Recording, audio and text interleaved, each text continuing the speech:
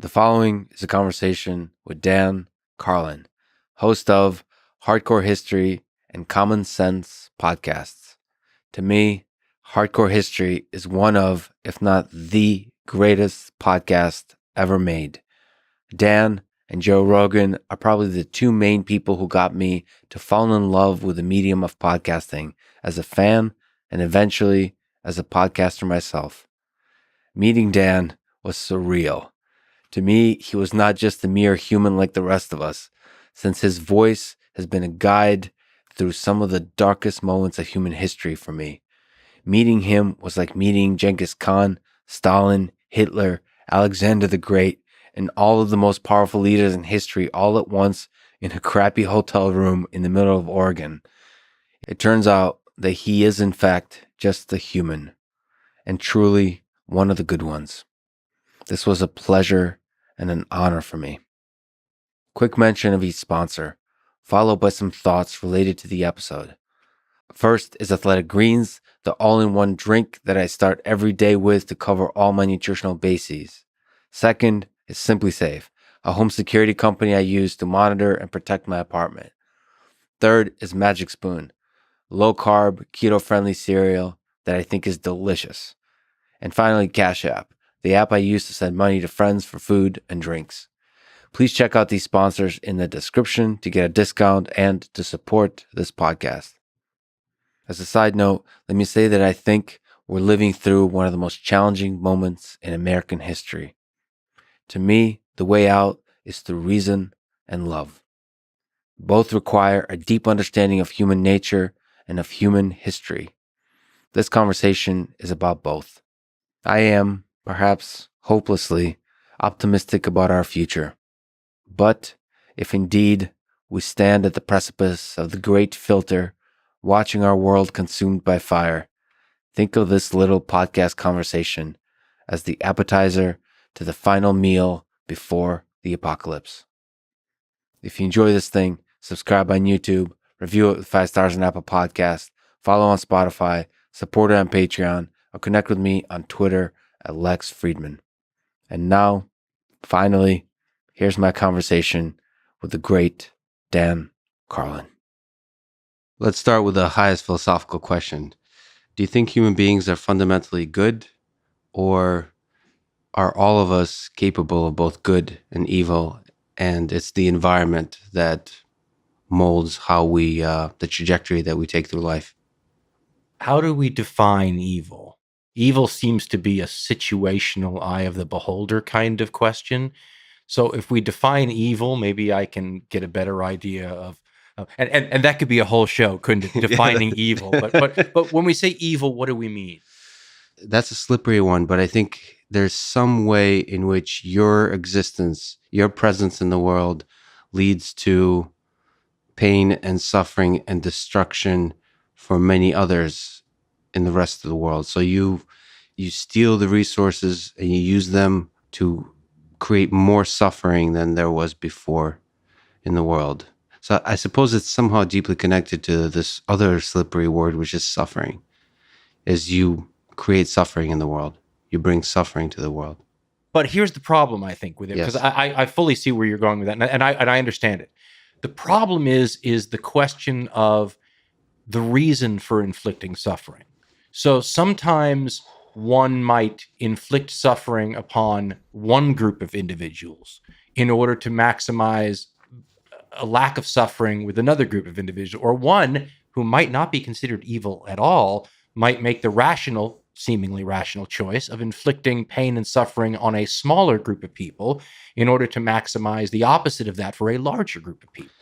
Yeah, that's one of the dark things about, I've spoken and read the work of Stephen Kotkin. I'm not sure if you're familiar with the historian, and he's basically a Joseph Stalin scholar. Mm-hmm. And one of the things I realized, I'm not sure where to put Hitler, but with Stalin, it really seems that he was sane and he thought he was doing good for the world. I really believe, from everything I've read about Stalin, that he believed that communism is good for the world. And if you have to kill a few people along the way, it's like you said, the small groups, if you have to sort of remove the people that stand in the way of this utopian system of communism, then that's actually good for the world. And it didn't seem to me that he could even consider the possibility that he was evil. He really thought he was doing good for the world. And that stuck with me because he's one of the most, to our definition of evil, he seems to have brought more evil onto this world than almost any human in history. And I don't know what to do with that. Well, I'm fascinated with the concept, so fascinated by it that the very first hardcore history show we ever did, which was a full 15 or 16 minutes, was called Alexander versus Hitler. And the entire question about it was the motivations, right? So if you go to a court of law because you killed somebody, one of the things they're going to consider is, why did you kill them, right? And if you killed somebody, for example, in self-defense, you're going to be treated differently than if you killed somebody maliciously to take their wallet, right? Yeah. And in the show, we wondered, because I don't really make pronouncements, but we wondered about if you believe Hitler's writings, for example, Mein Kampf, which is written by a guy who's a political figure who wants to get off. So I mean, it's about as believable as any other political tract would be. But in his mind, the things that he said that he had to do were designed for the betterment of the German people, right? Whereas Alexander the Great, once again, this is somebody from more than 2,000 years ago, so with lots of propaganda in the intervening years. Right. But one of the views of Alexander the Great is that the reason he did what he did was to, for lack of a better word, write his name in a more permanent graffiti on the pages of history, right? In other words, to glorify himself. And if that's the case, does that make Alexander a worse person than Hitler because Hitler thought he was doing good, whereas Alexander, if you believe the interpretation, was simply trying to exalt Alexander? So the motivations of the people doing these things, it seems to me, matter. I don't think you can just sit there and go, the only thing that matters is the end result, because that might have been an unintentional byproduct, in which case that person, had you been able to show them the future, might have changed what they were doing. So were they evil or misguided or wrong or made the wrong, so, and I hate to do that because there's certain people like Hitler that I don't feel deserve the benefit of the doubt. Right. At the same time, if you're fascinated by the concept of evil and you delve into it deeply enough, you're going to want to understand why these evil people did what they did. And sometimes it can confuse the hell out of you, who wants to sit there and try to see things from Hitler's point of view to get a better understanding and sort of commiserate with. So, but I'm obviously, first history show, I'm fascinated with the concept. So do you think it's possible, if we put ourselves in the mindset of some of the people that have created so much suffering in the world, that all of them had their motivations had good intentions underlying them? No. I don't. It's simply because there's so many. I mean, the law of averages would suggest that that's not true. I guess it is pure evil possible, meaning you again, it's slippery, but the suffering is the goal. Suffering, intentional suffering. Yeah. Yes, I think that, and I think that there's historical figures that one could point to, but that gets to the deeper question of: are these people sane? Do they have something wrong with them? Are they twisted from something in their youth? These are the kinds of things where you start to delve into the psychological makeup of these people. In other words, is anybody born evil? And I actually believe that some people are. I think the DNA can get scrambled up in ways. I think the question of evil is important too, because I think it's an eye of the beholder thing. I mean, if Hitler, for example, had been successful, and we were today on the 6th or 7th leader of the Third Reich, since I think his entire history would be viewed through a different lens, because that's the way we do things, right? Genghis Khan looks different to the Mongolians than he does to the residents of Baghdad, right? And I think so an eye of the beholder question, I think, comes into all these sorts of things. As you said, it's a very slippery question. Where do you put, as somebody who's fascinated by military history, where do you put violence as in terms of the human condition? Is it core to being human, or is it just a little tool that we use every once in a while? So I'm going to respond to your question with a question. What do you see the difference being between violence and force? Let me go farther. I'm not sure that violence is something that we have to put up with as human beings forever, that we must resign ourselves to violence forever. But I have a much harder time seeing us able to abolish force. And there's going to be some ground where, if those two things are not the same, and I don't know, that maybe they are, where there's certainly some crossover. And I think force, you're an engineer, you'll understand this better than I do, but think about it as a physical law. If you can't stop something from moving in a certain direction without pushing back in that same direction, I'm not sure that you can have a society or a civilization without the ability to use a counterforce when things are going wrong, whether it's on an individual level, right? A person attacks another person, so you step in to save that person, or on, even at the highest levels of politics or anything else, a counterforce to stop the inertia or the impetus of another movement. So I think that force is a simple, almost law of physics in human interaction, especially at the civilizational level. I think civilization requires a certain amount of, if not violence, then force. So, and again, they've talked. I mean, it goes back into Saint Augustine, all kinds of Christian beliefs about the proper use of force, and people have philosophically tried to decide between, can you have a sort of an ahimsa Buddhist sort of, we will be nonviolent toward everything and exert no force, or there's a reason to have force in order to create the space for good. I think force is inevitable. Now, we can talk, and I've not come up to the conclusion myself, if there is a distinction to be made between force and violence. I mean, is a non-violent force enough, or is violence, when done for the cause of good, a different thing than violence done either for the cause of evil, as you would say, or simply for random reasons? I mean, we humans lack control sometimes. We can be violent for no apparent reason or goal. And that's, I mean, listen, you look at the criminal justice system alone, and the way we interact with people who are acting out in ways that we as a society have decided is intolerable. Can you deal with that without force and at some level violence? I don't know. Can you maintain peacefulness without force? I don't know. Just to be a little bit more specific about the idea of force, do you put force as general enough to include force in the space of ideas? So you mentioned Buddhism or religion or just Twitter. I can think of no things farther apart than that. Okay. Is the battles we do in the space of ideas, of the great debates throughout history, do you put force into that, or do you, in this conversation, are we trying to right now keep it to just physical force? In saying that you have an intuition that force might be with us much longer than violence. I think the two bleed together. So because it's always my go-to example. I'm afraid, and I'm sure that the listeners all hate it, but take Germany during the 1920s, early 1930s, before the Nazis came to power.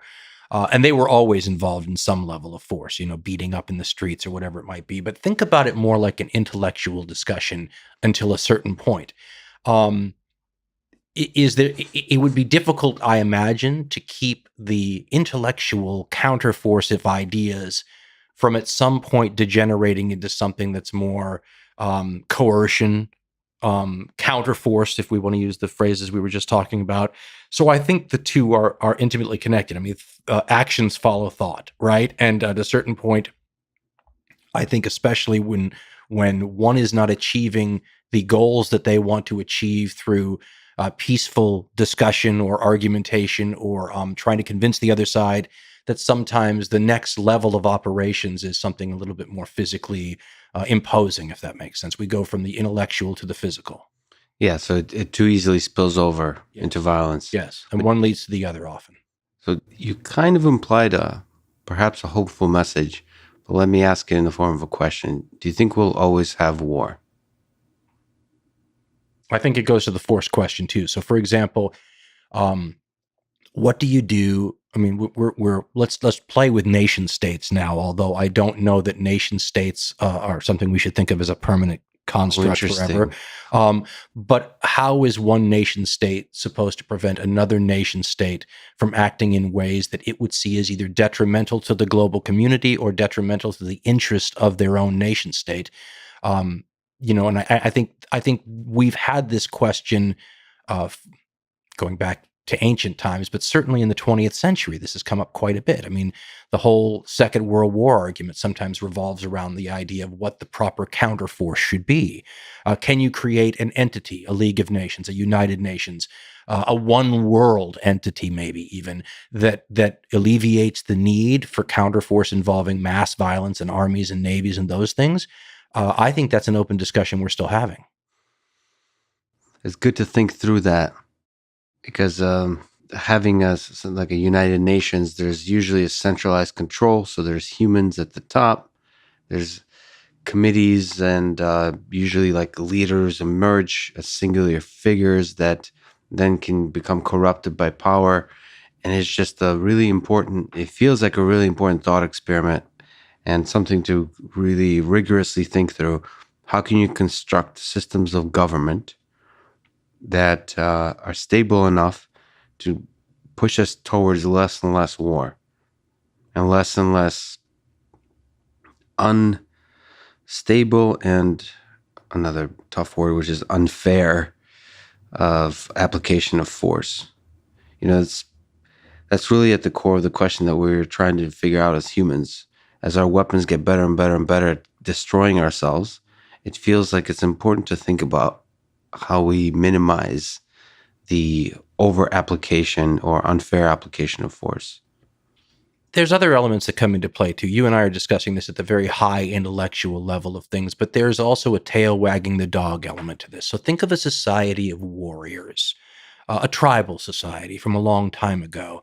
How much do the fact that you have warriors in your society and that their reason for existing, what they take pride in, what they train for, what their status in their own civilization, how much does that itself drive the responses of that society, right? How much do you need war to legitimize warriors? That's the old argument that you get to, and we've had this in the 20th century too, that the creation of arms and armies creates an incentive to use them, right? And that they themselves can drive that incentive as a justification for their reasons for existence, that's where we start to talk about the interactivity of all these different elements of society upon one another.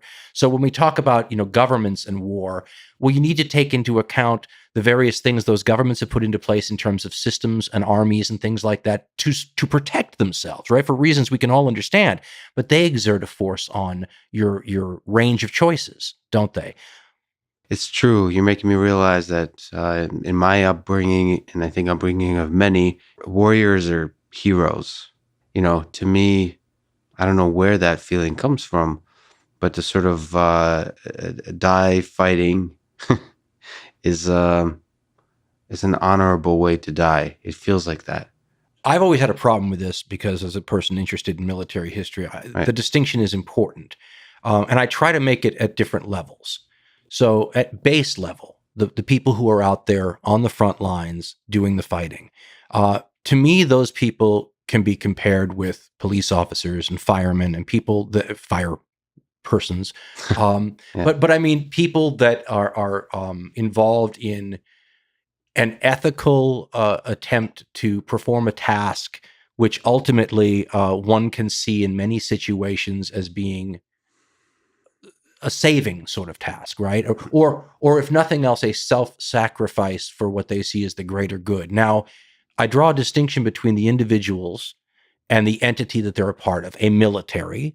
And I certainly draw a distinction between the military and then the entire, for lack of a better word, military industrial complex that service is a part of. I feel a lot less moral attachment to those upper echelons than I do the people on the ground. The people on the ground could be any of us, and have been in a lot of. We have a very professional sort of military now, where it's a very a subset of the population. But in other periods of time, We've had conscription and drafts, and it hasn't been a subset of the population. It's been the population, right? And so it is the society oftentimes going to war. And I make a distinction between those warriors and the entities either in the system that they're part of, the military, or the people that control the military at the highest political levels. I feel a lot less moral attachment to them, and I'm much harsher about how I feel about them. I do not consider the military itself to be heroic, and I do not consider the military-industrial complex to be heroic. I do think that is a tail wagging the dog situation. I do think that draws us into looking at military endeavors as a solution to the problem much more quickly than we otherwise might. And to be honest, to tie it all together, I actually look at the victims of this as the soldiers we were talking about. I mean, if you set a fire to send firemen into to fight, then I feel bad for the firemen. I feel like you've abused the trust that you give those people, right? So when people talk about war, I always think that the people that we have to make sure that a war is really necessary in order to protect are the people that you're going to send over there to fight that. The greatest victims in our society of war are often the warriors. So I in my mind, when we see these people coming home from places like Iraq, a place where I would have made the argument and did at the time that we didn't belong. To me, those people are victims, and I know they don't like to think about themselves that way because it runs totally counter to the ethos. But if you're sending people to protect this country's shores, those are heroes.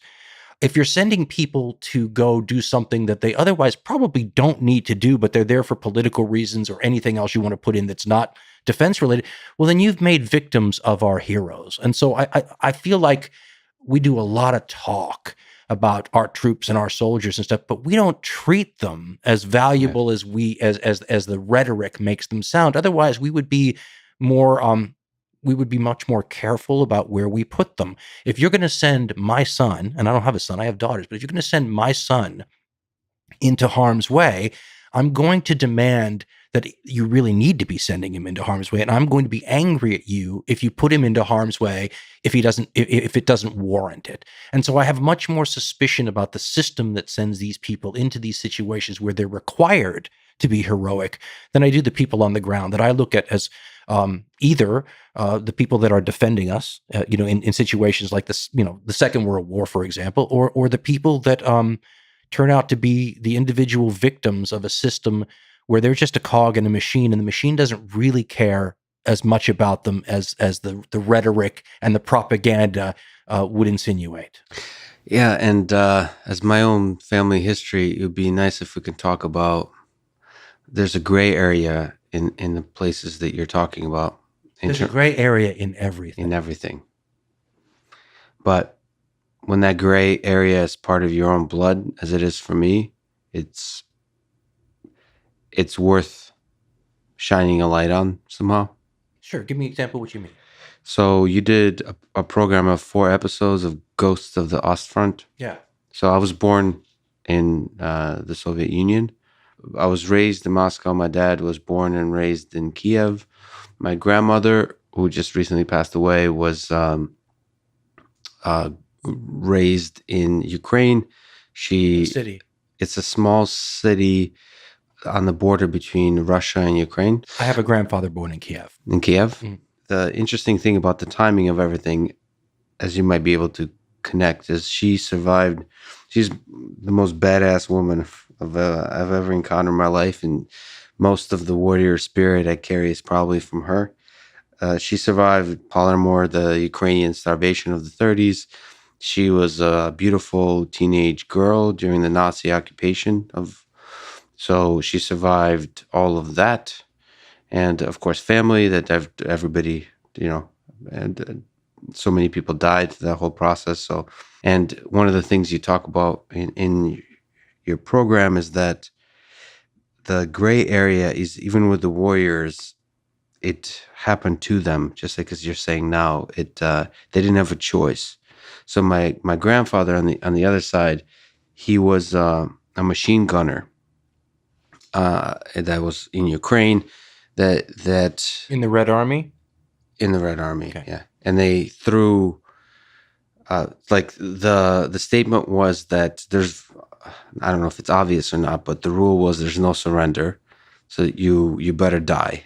So I mean, you're basically, the goal was when he was fighting, and he was lucky enough, one of the only to survive by being wounded early on, is there was a march of Nazis towards, I guess, Moscow, and the whole goal in Ukraine was to slow to slow them into the winter.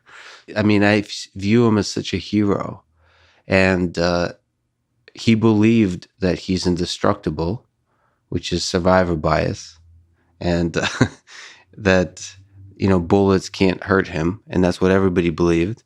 And of course, basically everyone that he quickly rose to the ranks. Let's just put it this way, because everybody died. It was just bodies dragging these heavy machine guns, like always slowly retreating, shooting and retreating, shooting and retreating. And I don't know, he was a hero to me. Like, I grew up thinking that he was the one that sort of defeated the Nazis, right? But the reality, there could be another perspective, which is all of this happened to him by the incompetence of Stalin, the incompetence, and men of the Soviet Union being used like pawns in a shittily played game of chess, right? So, like, the one narrative is of him as a victim, as you're kind of describing, and it then somehow that's more paralyzing, and that's more, I don't know, it feels better to think of him as a hero, and as Russia, Soviet Union saving the world. I mean, that narrative also is in the United States, that United States was key in saving the world from the Nazis. It feels like that narrative is powerful for people. I'm not sure, and I carry it still with me. But when I think about the right way to think about that war, I'm not sure if that's the correct narrative. Let me suggest something. There's a line that a Marine named Eugene Sledge had said once, and I keep it on my phone because it makes a real distinction. And he said, "The front line is really where the war is, and anybody even 100 yards behind the front line doesn't know what it's really like." Now, the difference is there are lots of people miles behind the front line that are in danger, right? You can be in a medical unit in the rear, and artillery could strike you, planes could strike. I mean, you could be in danger. But at the front line, there are two different things. One is and at least, and I'm doing a lot of reading on this right now, and reading a lot of veterans accounts. James Jones, who wrote books like From Here to Eternity, fictional accounts of the Second World War, but he based them on his own service. He was at Guadalcanal, for example, in 1942. And Jones had said that the evolution of a soldier in frontline action requires an almost surrendering to the idea that you're going to live, that you become accustomed to the idea that you're going to die. Mm-hmm. And he said you're a different person simply for considering that thought seriously, because most of us don't. But what that allows you to do is to do that job at the front line, right? If you're too concerned about your own life, you become less of a good guy at your job, right? The other thing that the people in the 100 yards of the front line do that the people in the rear medical unit really don't is you kill, and you kill a lot, right? You don't just, oh, there's a sniper back here, so I shot him. It's we go from one position to another and we kill lots of people. Those things will change you. And what that tends to do, not universally, because I've read accounts from Red Army soldiers, and they're very patriotic, right? But a lot of that patriotism comes through years later as part of the nostalgia and the remembering. When you're down at that front 100 yards, it is often boiled down to a very small world. So your grandfather, was it your grandfather? Grandfather. At the machine gun, he's concerned about his position and his comrades and the people who he owes a responsibility to. And it's a very small world at that point. And to me, that's where the heroism is, right? He's not fighting for some giant world civilizational thing. He's fighting to save the people next to him and his own life at the same time, because they're saving him too. And that there is a huge amount of heroism to that. And that gets to our question about force earlier. Why would you use force? Well, how about to protect these people on either side of me, right? Their lives. Now, is there hatred? Yeah, I hated the Germans for what they were doing. As a matter of fact, I got a note from a Pole not that long ago, and I have this tendency to refer to the Nazis, right? The regime that was, and he said, "Why do you keep calling them Nazis?" He says, "Say what they were. They were Germans." And this guy wanted me to not absolve Germany by saying, "Oh, it was this awful group of people that took over your country." He said the Germans did this. And there's that bitterness where he says, let's not forget, what they did to us and why and what we had to do back, right? So for me, when we talk about these combat situations, the reason I call these people heroic is because of they're fighting to defend things we could all understand. I mean, if you come after my brother and I take a machine gun and shoot you, and you're going to overrun me, I mean, that becomes a situation when we talked about counterforce earlier. Much easier to call yourself a hero when you're saving people or you're saving this town right behind you. And if they get through your machine gun, they're going to burn these villages. They're going to throw these people out in the middle of winter, these families. That to me is a very different sort of heroism than this amorphous idea of patriotism. Patriotism is a thing that we often get used with, right? People manipulate us through love of country and all this because they understand that this is something we feel very strongly, but they use it against us sometimes in order to whip up a war fever or to get people. I mean, there's a great line, and I wish I could remember it in its entirety, that Hermann Goering had said about how easy it was to get the people into a war. He says, you just appeal to their patriotism. I mean, there's buttons that you can push, and they take advantage of things like love of country and the way we have a loyalty and an admiration to the warriors who put their lives on the line. These are manipulatable things in the human species that reliably can be counted on to move us in directions that in a more sober, reflective state of mind, we would consider differently. You get this war fever up and people wave flags and they start denouncing the enemy and they start signing, we've seen it over and over and over again. In ancient times, this happened. But the love of country is also beautiful. So I haven't seen it in America as much. So people in America love their country. Like this patriotism is strong in America.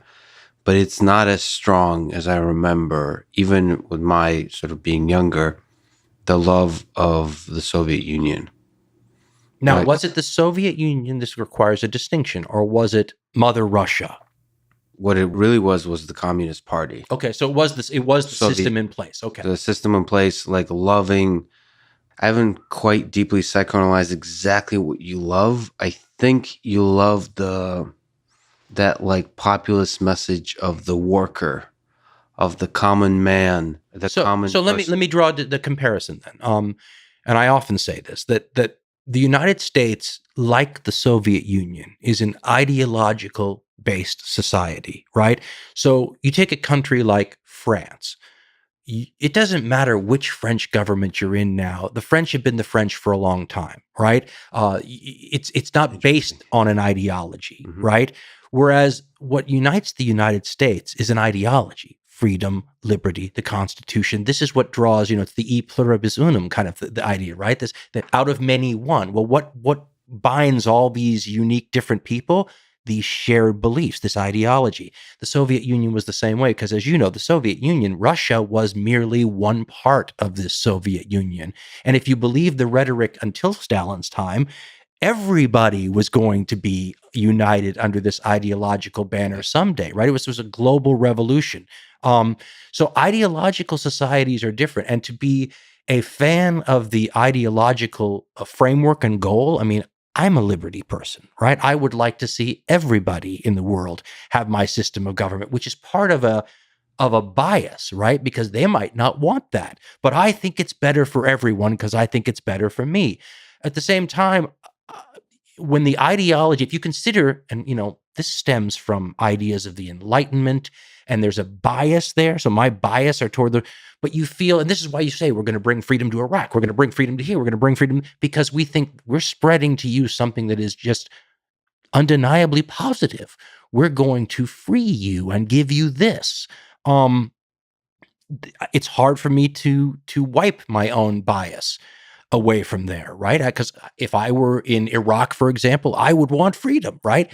But if you then leave and let the Iraqis vote for whomever they want, are they going to vote for somebody that will, I mean, you look at Russia now, and I hear from Russians quite a bit because so much of my views on Russia and the Soviet Union were formed in my formative years.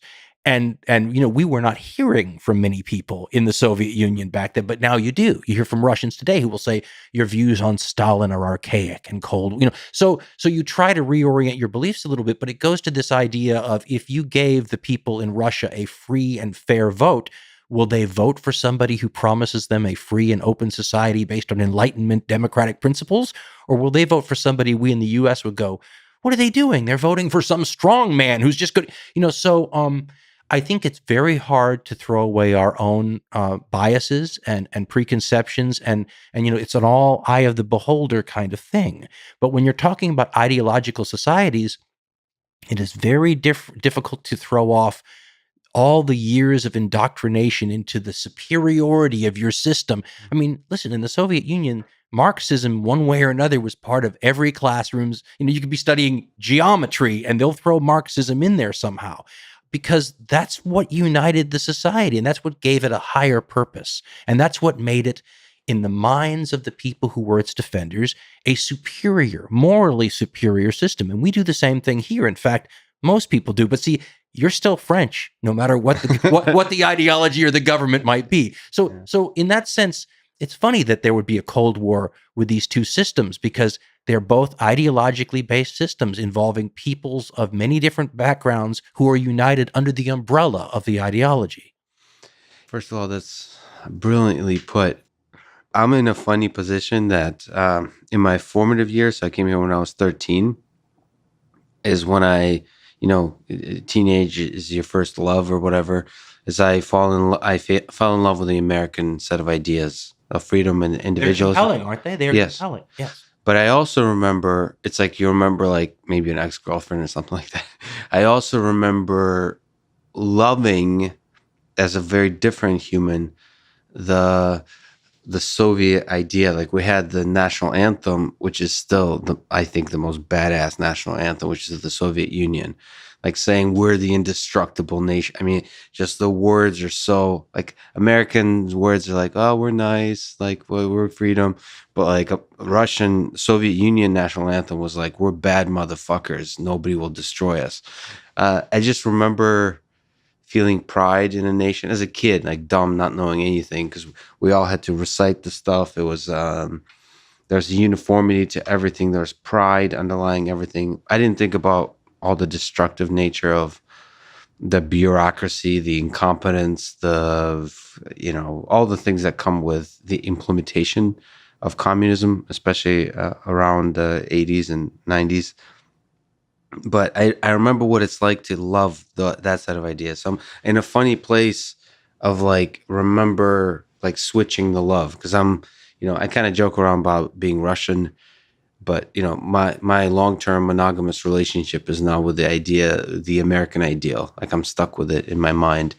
But I remember what it was like to love it, and I think about that too when people criticize China or they criticize the current state of affairs with how Stalin is remembered and how Putin is. To know that you can't always wear the American ideal of individualism, radical individualism, and freedom in analyzing the ways of the world elsewhere, like in China, in Russia, that it does, if you don't take yourself too seriously, as Americans all do, as I do, it's kind of a beautiful love to have for your government, to believe in the nation, to let go of yourself and your rights and your freedoms, to believe in something bigger than yourself. That's actually, that's a kind of freedom. You're actually liberating yourself. If you think like life is suffering, you're giving into the flow of the water, the way of the world, by giving away more power from yourself and giving it to what you would conceive as the power of the people. Together we'll do great things, and really believing in the ideals of in this case, I don't even know what you would call Russia, but whatever the heck that is, authoritarian, powerful state, powerful leader, believing that can be as beautiful as believing the American ideal. Not just that. Let me add to what you're saying. And I spend a lot of time trying to get out of my own biases. It is a fruitless endeavor long term, but you try to be better than you normally are. And one of the critiques that China, and I always, as an American, I tend to think about this as their government, right? This is a rationale that their government puts forward. But what you just said, is actually, if you can make that viewpoint beautiful, is kind of a beautiful way of approaching it. The Chinese would say that what we call human rights in the United States and what we consider to be everybody's birthright around the world is instead Western rights. That's the words they use, Western rights. It's a fundamentally Western-oriented, and I'll go back to the Enlightenment-based ideas on what constitutes the rights of man.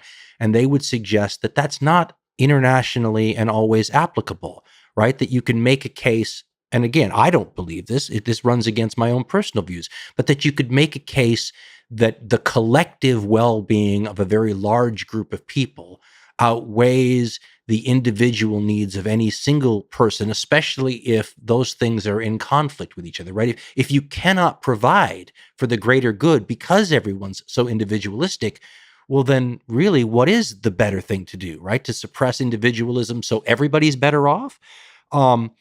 I think trying to recognize how someone else might see that is important if we want to, you had talked about eliminating war. We talk about eliminating conflict. The first need to do that is to try to understand how someone else might view something differently than yourself.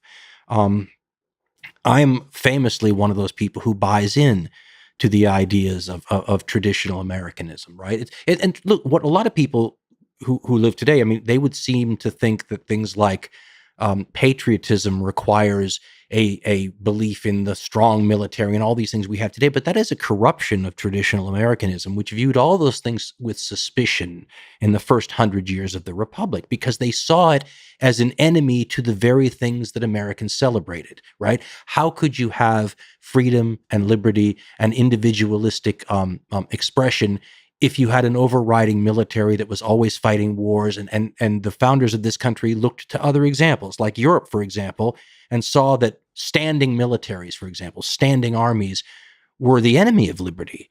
Well, we have a standing army now.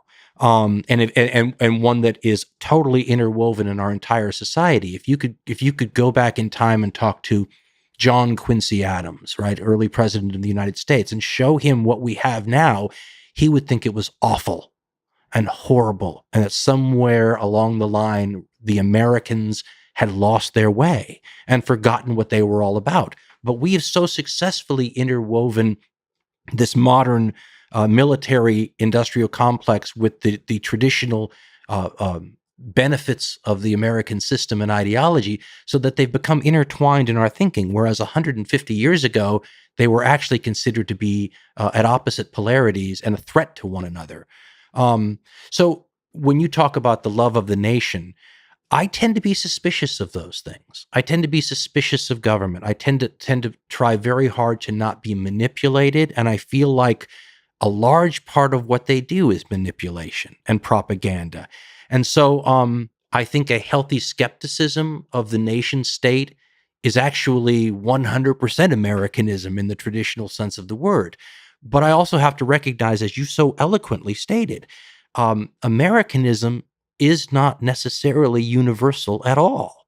And so I think we have to try to be more understanding. See, the traditional American viewpoint is that if a place like China does not allow their people individual human rights, then they're being denied something. They're being denied, and 100 years ago, they would have said they're God-given rights. Man is born free, and if he's not free, it's because of something done to him, right? The government has taken away his God-given rights. I'm getting excited just listening to that. Well, but I mean, I think the idea that this is universal is in and of itself a bias.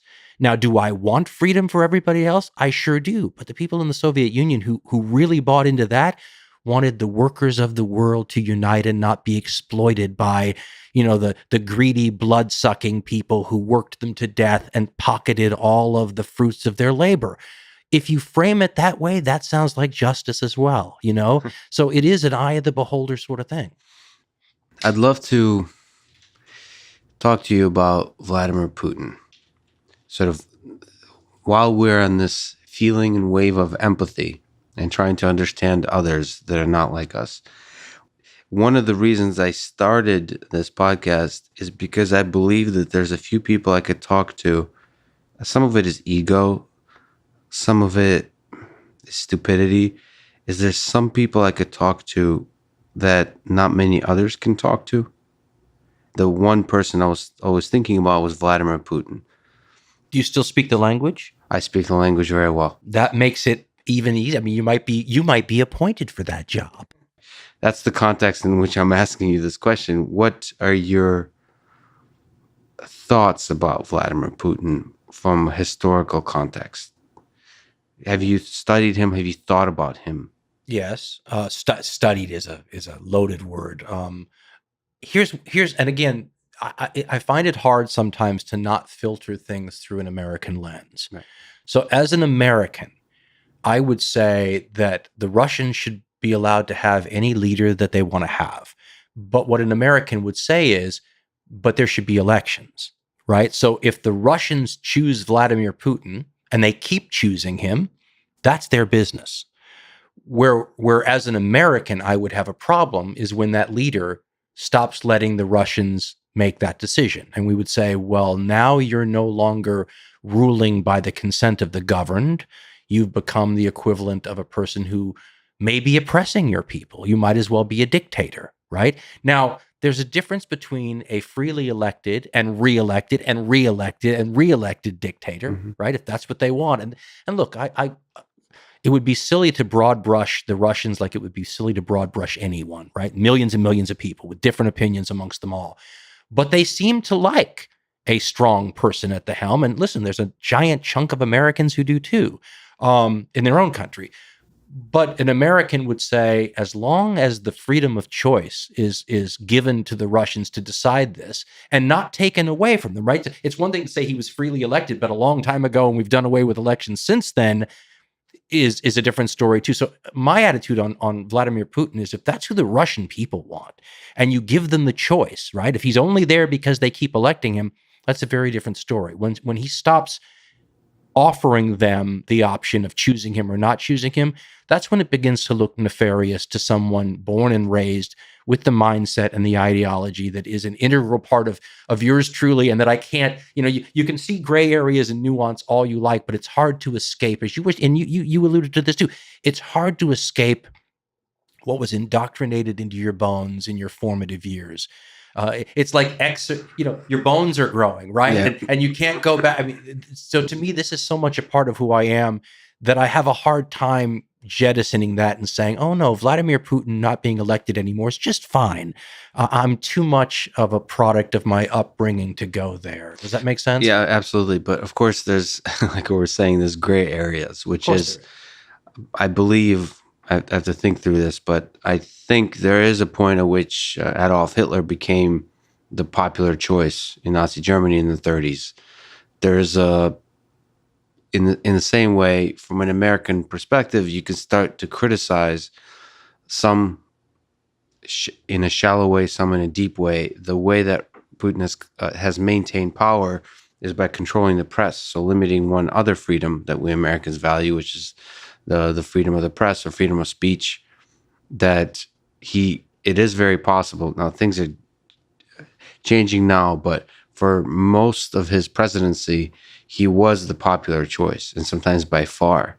And I actually don't have real family in Russia who don't love Putin. The only people who write to me about Putin and not liking him are like sort of activists who are young, right? But to me, they're strangers. I don't know anything about them. The people I do know who have a big family in Russia, they love Putin. Do they miss elections? Would they want the choice to prove it at the ballot box, or are they so in love with him that they wouldn't want to take a chance that someone might vote him out? No, they don't think of it this way. And they are aware of the incredible bureaucracy and corruption that is lurking in the shadows, which is true in Russia. Right. Everywhere. But like there's something about the Russian, it's the remnants. It's corruption is so deeply part of the Soviet system that even the overthrow of the breaking apart of the Soviet Union and Putin coming and reforming a lot of the system, it's still deeply in there, and they're aware of that. That's part of the love for Putin is partially grounded in the fear of what happens when the corrupt take over, the greedy take over, and they see Putin as the stabilizer, as like a hard force that says A counterforce. Right? That get your shit together. Like basically, from the Western perspective, Putin is terrible, but from the Russian perspective, Putin is the only thing holding this thing together before if it collapses. Now, Garry Kasparov has been loud on this. A lot of people from the Western perspective say, well, if it has to collapse, let it collapse. That's easier said than done when you don't have to live through that. Exactly. Yeah. And so anyone worrying about their family, and they also remember the inflation and the economic instability and the suffering and the starvation that happened in the 90s with the collapse of the Soviet Union. And they saw the kind of reform and the economic vibrancy that happened when Putin took power, that they think like this guy's holding it together. And they see elections as potentially being mechanisms by which the corrupt people can manipulate the system unfairly, as opposed to letting the people speak with their voice. They somehow figure out a way to manipulate the elections to elect somebody like one of them Western revolutionaries. And so I think one of the beliefs that's important to the American system is the belief in the electoral system, that the voice of the people can be heard in the various systems of government, whether it's judicial, whether it's, basically the assumption is that the system works well enough for you to be able to elect the popular choice. Okay, so there's a couple of things that come to mind on that. The first one has to do with the idea of oligarchs. There's a belief in political science, it's not the overall belief, but that every society is sort of an oligarchy, really, if you break it down, right? So what you're talking about are some of the people who would form an oligarchic class in Russia, and that Putin is the guy who can harness the power of the state to keep those people in check. The problem, of course, in a system like that, a strongman system, right, where you have somebody who can hold the reins and steer the ship when the ship is violently in a storm, is the succession. So if you're not creating a system that can operate without you, then that terrible instability and that terrible future that you justify the strongman for is just awaiting your future, right? I mean, unless he's actively building the system that will outlive him and allow successors to do what he's doing, then what you've done here is create a temporary stability here, because it's the same problem you have in a monarchy, right? Where you have this one king and he's particularly good, or you think he's particularly good, but he's going to turn that job over to somebody else down the road, and the system doesn't guarantee, because no one's really worked on. And again, you would tell me if Putin is putting into place, I know he's talked about it over the years, putting into place a system that can outlive him and that will create the stability that the people in Russia like him for when he's gone. Because if the oligarchs just take over afterwards, then one might argue, well, we had 20 good years, of stability. But I mean, I would say that if we're talking about a ship of state here, the guy steering the ship, maybe, if you wanted to look at it from the Russian point of view, has done a great job, maybe. Just saying it. but the rocks are still out there, and he's not going to be at the helm forever. So one would think that his job is to make sure that there's going to be someone who can continue to steer the ship for the people of Russia after he's gone. Now, let me ask, because I'm curious, Mhm. do you and ignorant. So is he doing that, do you think? Is he setting it up so that when there is no Putin, the state is safe? From the beginning, that was the idea. Whether one of the fascinating things, now I read every biography, English written biography on Putin, so I need to think more deeply. But one of the fascinating things is, how did power change Vladimir Putin? He was a different man when he took power than he is today. I actually, in many ways, admire the man that took power. I think he's very different than Stalin and then Hitler at the moment they took power. I think Hitler and Stalin were both, in our previous discussion, already on the trajectory of evil. I think Putin was a humble, loyal, honest man when he took power. The man he is today is worth thinking about and studying. I'm not sure. That's an old line, though, about absolute power corrupting absolutely. But it's kind of a line. It's a beautiful quote, but you have to really think about it. Like, what does that actually mean? Like, one of the things I still have to do. I've been focusing on securing the conversation, right? So I haven't gone through the dark place yet, because I feel like I can't do the dark thing for too long. So I really have to put myself in the mind of Putin leading up to the conversation. But for now, my sense is he took power when Yeltsin gave him one of the big sort of acts of the new Russia. Was, for the first time in its history, a leader could have continued being in power and chose to give away power. That was the George Washington. Right. We in the United States would look at that as an absolute positive. Yeah. A sign of good things. Yes. Yeah. And so that was a huge act. And Putin said that was the defining thing that will define Russia for the 21st century, that act, and he will carry that flag forward. That's why in rhetoric, after 2 terms, he gave away power to Medvedev, but it was a puppet, right? Yeah. Yes, but Okay. it was, but like still the story was being told. I think he believed it early on. I believe he still believes it, but I think he's deeply suspicious of the corruption that lurks in the shadows. And I do believe that, like, as somebody who thinks clickbait journalism is broken, journalists annoy the hell out of me. Clickbait journalism's working perfectly. Journalism's broken. Journalism. Clickbait thing's working great. Exactly. So I understand from Putin's perspective that journalists can be seen as the enemy of the state, because people think journalists write these deep, beautiful philosophical pieces about criticizing the structure of government and the proper policy, the steps that we need to take to make a greater nation. No, they're unfairly take stuff out of context. They're critical in ways that's like shallow and not interesting. They call you a racist or sexist, or they make up stuff all the time. So I can put myself in the mindset of a person that thinks that it is okay to remove that kind of shallow, fake news voice from the system.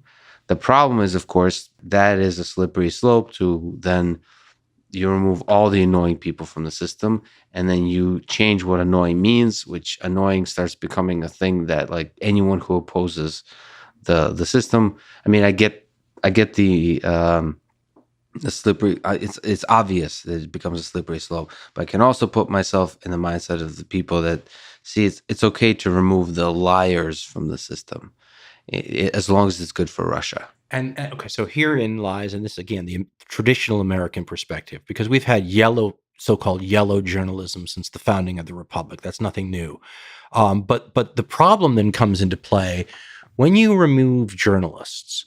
Even, it's a broad brush thing, but you remove both the crappy ones who are lying and the ones who are telling the truth too. You're left with simply the approved government journalists, right? The ones who are towing the government's line, in which case the truth as you see it is a different kind of fake news, right? It's the fake news from the government instead of the clickbait news. And oh, yeah, maybe truth mixed into all that too in some of the outlets. The problem I always have with our system here in the United States right now is trying to tease the truth out from all the falsehoods. And look, I've got 30 years in journalism. My job used to be to go through before the internet all the newspapers and find the. I used to know all the journalists by name, and I could pick out who they were, and and and I have a hard time picking out the truth from the falsehood. So I think constantly, how are people who don't have all this background, who have lives or who are trained in other specialties, how do they do it? But if the government is the only approved outlet for truth, a traditional American and a lot of other traditional societies based on these ideas of the Enlightenment that I talked about earlier would see that as a disaster waiting to happen or a tyranny in progress. Does that make sense? It totally makes sense. And I would agree with you. I still agree with you. But it is clear that something about the freedom of the press and freedom of speech in today, like literally the last few years with the internet, is changing. And the argument, you could say that the American system of freedom of speech is broken, because here's the belief I grew up on, and I still hold, but I'm starting to be sort of trying to see multiple views on it. My belief was that freedom of speech results in a stable trajectory towards truth always. So like truth will emerge. That was my sort of faith and belief that yeah, there's going to be lies all over the place, but there'll be like a stable thing that is true, that's carried forward to the public. Now it feels like it's possible to go towards a world where nothing is true, where truth is something that groups of people convince themselves of, and there's multiple groups of people, and the idea of some universal truth, I suppose is the better thing, is something that we can no longer exist under. Like some people believe that the Green Bay Packers is the best football team, and some people can think the Patriots, and they deeply believe it to where they call the other groups liars. Now that's fun for sports, that's fun for favorite flavors of ice cream, but they might believe that about science, about the various aspects of politics, various aspects of sort of different policies within the function of our government.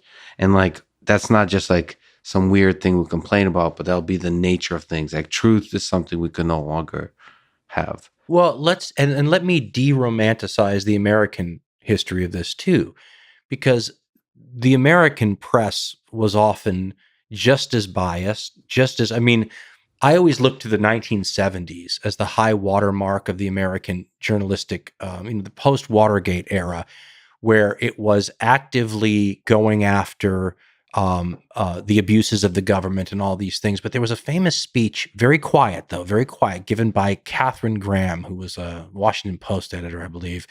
And somebody sent it to me. We had to get it off of a journalism, like a JSTOR kind of thing. Mm-hmm. And she, at a luncheon, assured that to the government people at the luncheon, don't worry, this is not going to be something that we make a trend. We're not, because the position of the government is still something that was carried. The newspapers were the water, and the newspapers were the big thing up until certainly the late 60s, early 70s. The newspapers were still the water carrier of the government, right? And they were the water carriers of the owners of the newspaper. So let's not pretend there was some angelic, wonderful time. And I'm saying to me, because I was the one who brought it up, let's not pretend there was any super age of truthful journalism and all that. And I mean, you go to the revolutionary period in American history, and it looks every bit as bad as today, yeah. Right? That's a hopeful message, actually. So things may not be as bad as they look. Well, let's look at it more like a stock market, and that you have fluctuations in the truthfulness or believability of the press. And there are periods where it was higher than other periods.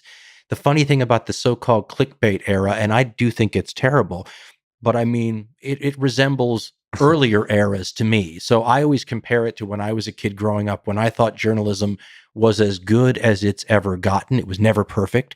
But it's also something that you see very rarely in other governments around the world. And there's a reason that journalists are often killed regularly in a lot of countries. And it's because they report on things that the authorities do not want reported on. And I've always thought that that was what journalism should do. But it's got to be truthful. Otherwise, it's just a different kind of propaganda, right? Can we talk about Genghis Khan? Genghis Khan? Sure. By the way, is it Genghis Khan or Genghis Khan? It's not Genghis Khan. It's either Genghis Khan or Chinggis Khan. So let's go with Genghis Khan. That's the only thing I'll be able to say with any certain, the last certain thing I'll say about it. It's like, I don't know, GIF versus GIF. I don't know. I don't know how it ever got started the wrong way, but yeah. So first of all, your episodes on Genghis Khan, for many people, are the favorite.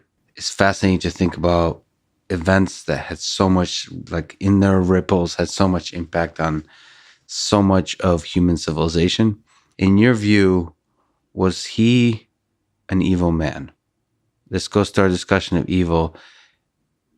Another way to put it is, I've read he's much loved in many parts of the world, like Mongolia. And I've also read arguments that say that he was quite a progressive for the time. So where do you put him? Is he a progressive, or is he an evil destroyer of humans?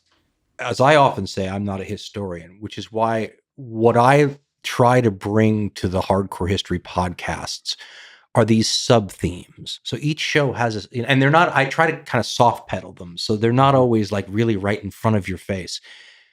In that episode, the soft pedaling sub-theme had to do with what we referred to as a historical arsonist.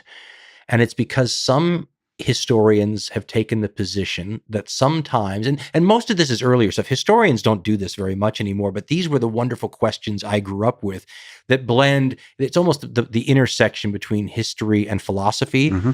And the idea was that sometimes the world has become so overwhelmed with bureaucracy or corruption or just stagnation that somebody has to come in, or some group of people or some force has to come in and do the equivalent of a forest fire to clear out all the dead wood so that the forest itself can be rejuvenated and society can then move forward. And there's a lot of these periods where the historians of the past will portray these figures who come in and do horrific things as creating an almost service for mankind, right?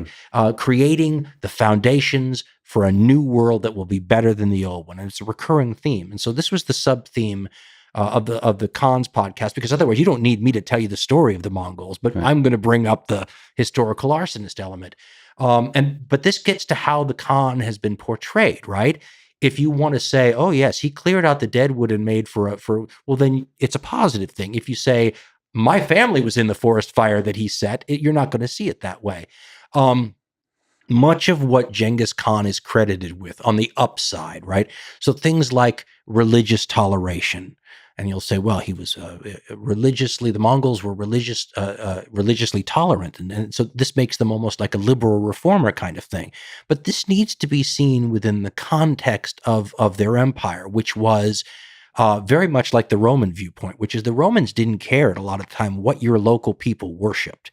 They wanted stability. And if that kept stability and kept you paying taxes and didn't require the legionaries to come in and then they didn't care, right? And the Khans were the same way. Like, they don't care what you're practicing as long as it doesn't disrupt their empire and cause them trouble. But what I always like to point out is, yes, but the Khan could still come in with his representatives to your town, decide your daughter was a beautiful woman that they wanted in the Khan's concubine, and they would take them. So how liberal an empire is this, right? So many of the things that they get credit for as though they're some kind of nice guys may, in another way of looking at it, just be a simple mechanism of control, right? A way to keep the empire stable. They're not doing it out of the goodness of their heart. They have decided that this is the best. And I love, because the Mongols were what we would call a pagan people now, I love the fact that and I think we called it, I forgot the term we used, it had to do with like they were hedging their bets religiously, right? They didn't know which god was the right one, so as long as you're all praying for the health of the Khan, we're maximizing the chances that whoever the gods are, they get the message, right? So I think it's been portrayed as something like a liberal empire, and the idea of Mongol universality is more about conquering the world. And it's like saying, we're going to bring stability to the world by conquering it. Well, what if that's Hitler, right? He could make the same case. Or Hitler wasn't really the world conqueror like that, because he wouldn't have been trying to make it equal for all peoples. But my point being that it kind of takes the positive moral slant out of it if their motivation wasn't a positive moral slant to the motivation. And the Mongols didn't see it that way. And I think the way that it's portrayed is like, and I always like to use this analogy, but it's like shooting an arrow and painting a bullseye around it afterwards, right? How do we justify and make them look good in a way that they themselves probably, and listen, we don't have the Mongol point of view per se. I mean, there's something called the Secret History of the Mongols, and there's things written down by Mongolian overlords through people like Persian and Chinese scribes later. We don't have their point of view, but it sure doesn't look like this was an attempt to create some wonderful place where everybody was living a better life than they were before.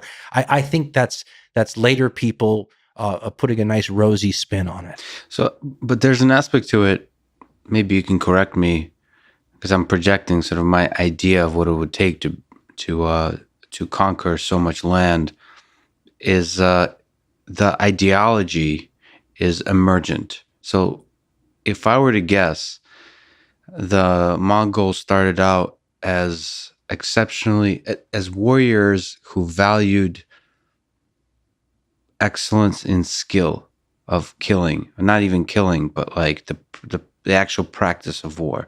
And you can start out small and you can grow and grow and grow. And then in order to maintain the stability of the things over which, of the conquered lands, you developed a set of ideas with which you can, like you said, establish control. But it was emergent. And it seems like the core first principle idea of the Mongols is just to be excellent warriors. That felt to me like the starting point. It wasn't some ideology. Like with Hitler and Stalin, I mean, with Hitler, there was an ideology that didn't have anything to do with war underneath it.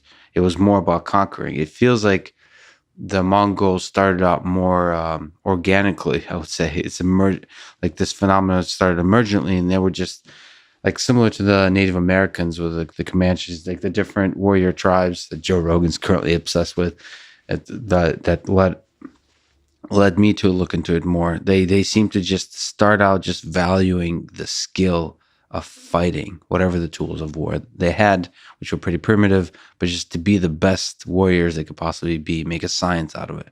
Is that crazy to think that there was no ideology behind it in the beginning? I'm going to back up a second. I'm reminded of the line said about the Romans that they create a wasteland and call it peace. That is wow. But there's a lot of conquerors like that, right? Yeah. Where you will sit there and listen. Historians forever have it's the famous trade-offs of empire, and they'll say, well, look at the trade that they facilitated, and look at the religion, all those kinds of things, but they come at the cost of all those peoples that they conquered forcibly and by force integrated into their empire. The one thing we need to remember about the Mongols that makes them different than, say, the Romans, and this is complex stuff and way above my pay grade, but I'm fascinated with it, and it's more like the Comanches that you just brought up, is that the Mongols are not a settled society. Okay, they come from a nomadic tradition. Now, several generations later, when you have Kublai Khan as the emperor of China, it's beginning to be a different thing, right? And the Mongols, when their empire broke up, the ones that were in the so-called settled societies, right, Iran, places like that, they will become more like, over time, the rulers of those places were traditionally. And the Mongols in, say, like the Khaganate of the Golden Horde, which is still in their traditional nomadic territories, will remain traditionally more Mongol. But when you start talking about who the Mongols were, I try to make a distinction. They're not some really super special people. They're just the latest confederacy in an area that saw nomadic confederacies going back to the beginning of recorded history. The Scythians, the Sarmatians, the Avars, the Huns, the Magyars. I mean, these are all the nomadic, the nomads of the Eurasian steppe were huge, huge players in the history of the world until gunpowder nullified their traditional weapons system, which I've been fascinated with because their traditional weapons system is not one you could copy. Because you were talking about being the greatest warriors you could be. Every warrior society I've ever seen values that. Mm. What the nomads had of the Eurasian steppe was this relationship between human beings and animals that changed the equation. It was how they rode horses. And societies like the Byzantines, which would form one flank of the steppe, and then all the way on the other side, you had China, and below that, you had Persia. These societies would all attempt to create mounted horsemen who used archery. And they did a good job, but they were never the equals of the nomads because those people were literally raised in the saddle. They compared them to centaurs. The Comanches, great example, considered to be the best horse riding warriors in North America. The Comanches, I always loved watching. There's paintings. George Catlin, the famous painter who painted the Comanches, illustrated it. But the Mongols and the Scythians and the Avars and all these people did it too, where they would shoot from underneath the horse's neck, hiding behind the horse the whole way. You look at a picture of somebody doing that, and it's insane. This is what the Byzantines couldn't do and the Chinese couldn't do. And it was a different level of harnessing a human-animal relationship that gave them a military advantage that could not be copied, right? It could be emulated, but they were never as good, right? That's why they always hired these people. They hired mercenaries from these areas because they were incomparable, right? So the combination of people who were shooting bows and arrows from the time they were toddlers, who were riding from the time they were, who rode all the time. I mean, the Huns were bow-legged, the Romans said, because they were never out. They ate, slept, everything in the saddle. That creates something that is difficult to copy.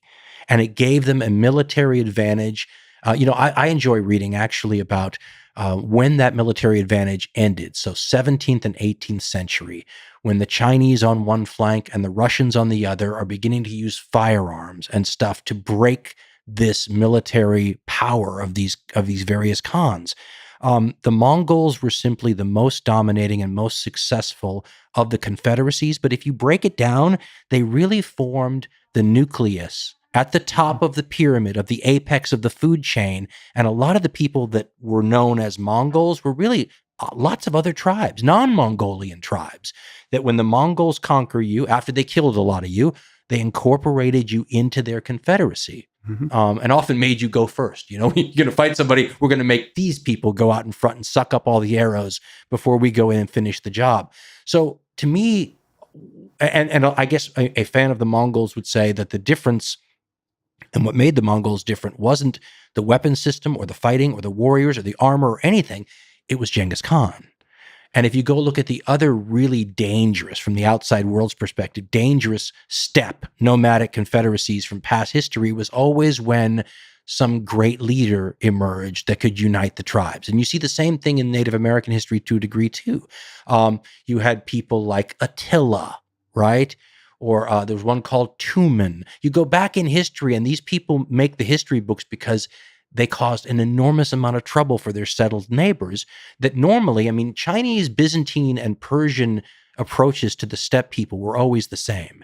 They would pick out tribes to be friendly with. They would give them money, gifts, hire them, and they would use them against the other tribes. And generally, Byzantine, especially in Chinese diplomatic history, was all about keeping these tribes separated. Don't let them form confederations of large numbers of them because then they're unstoppable. Attila was a perfect example. The Huns were another large confederacy of these people, and they were devastating when they could unite. So the diplomatic policy was don't let them. That's what made the Mongols different, is Genghis Khan united them. And then unlike most of the tribal confederacies, they were able to hold it together for a few generations. To linger on the little thread that you started pulling on this man, Genghis Khan, that was a leader. Temujin, yeah. What do you think makes a great leader? Maybe if you have other examples throughout history. And great, again, let's use that term loosely. Yeah, I was going to ask for a definition. Great uniter of whether it's evil or good, it doesn't matter. Is there somebody who stands out to you, Alexander the Great? So we're talking about military or ideologies. You know, some people bring up FDR or I mean, it could be the founding fathers of this country, or we can go to was he man of the century up there, Hitler of the 20th century, and Stalin, and these people had really amassed the amount of power that probably has never been seen in the history of the world. Is there somebody who stands out to you by way of trying to define what makes a great uniter, great leader in one man or woman maybe in the future? It's an interesting question, and one I've thought a lot about, because let's take Alexander the Great as an example, because Alexander fascinated the world of his time, ever since. People have been fascinated with the guy. But Alexander was a hereditary monarch, right? Yeah. He was handed the kingdom. Which is fascinating. Right, but he did not need to rise from nothing to get that job. In fact, he reminds me of a lot of other leaders, Frederick the Great, for example, in Prussia. These are people who inherited the greatest army of their day.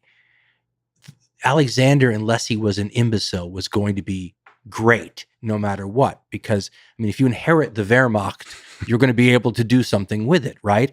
Alexander's father may have been greater.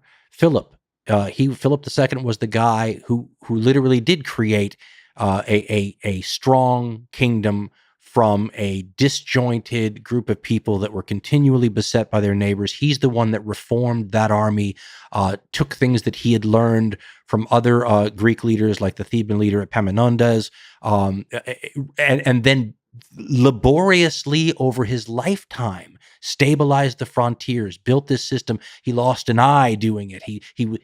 His leg was made lame. I mean, this was a man who looked like he built the empire and led from the front ranks. I mean, and then who may have been killed by his son. We don't know who assassinated Philip, but then handed the greatest army the world had ever seen to his son, who then did great things with it. You see this pattern many times. So in my mind, I'm not sure Alexander really can be that great when you compare him to people who arose from nothing. So the difference between what we would call in the United States the self-made man or the one who inherits a fortune. There's an old line that, it's a slur, but it's about rich people. And it's like he was born on third base and thought he hit a triple, right? Yeah. Philip was born at home plate and he had to hit. Alexander started on third base. And so I try to draw a distinction between them. Genghis Khan is tough because there's two traditions. The tradition that we grew up with here in the United States and that I grew up learning was that he was a self-made man. Mm-hmm. But there is a tradition, and it may be one of those things that's put after the fact, because a long time ago, whether or not you had blue blood in your veins was an important distinction. Mm-hmm. And so the distinction that you'll often hear from Mongolian history is that this was a nobleman who had been deprived of his inheritance, so he was a blue blood anyway. I don't know which is true. There's certainly, when you look at a Genghis Khan, though, you have to go, that is a wicked amount of things to have achieved. He's very impressive as a figure. Attila's very impressive as a figure. Hitler's an interesting figure. He's one of those people, because, the more you study about Hitler, the more you wonder where the defining moment was. Because if you look at his life, Hitler was a relatively common soldier in the First World War. He was brave. He He got some decorations. In fact, the highest decoration he got in the First World War was given to him by a Jewish officer. And it was he often didn't talk about that decoration, even though it was the more prestigious one, because it would open up a whole can of worms you didn't want to get into. But I mean, if you said who was Hitler today, one of the top things you're going to say is he was an anti-Semite.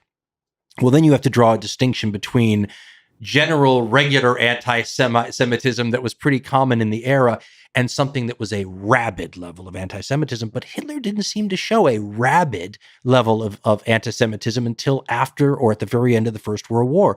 So if this is a defining part of this person's character, and much of what we consider to be his evil stems from that, what happened to this guy when he's an adult, right? He's already fought in the war to change him so. I mean, it's almost like there was always a movie theme. Somebody gets hit by something on the head and their whole personality changes, right? I mean, it almost seems something like that. So I don't think I call that necessarily a great leader. To me, the interesting thing about Hitler is what the hell happened to a nondescript person who didn't really impress anybody with his skills?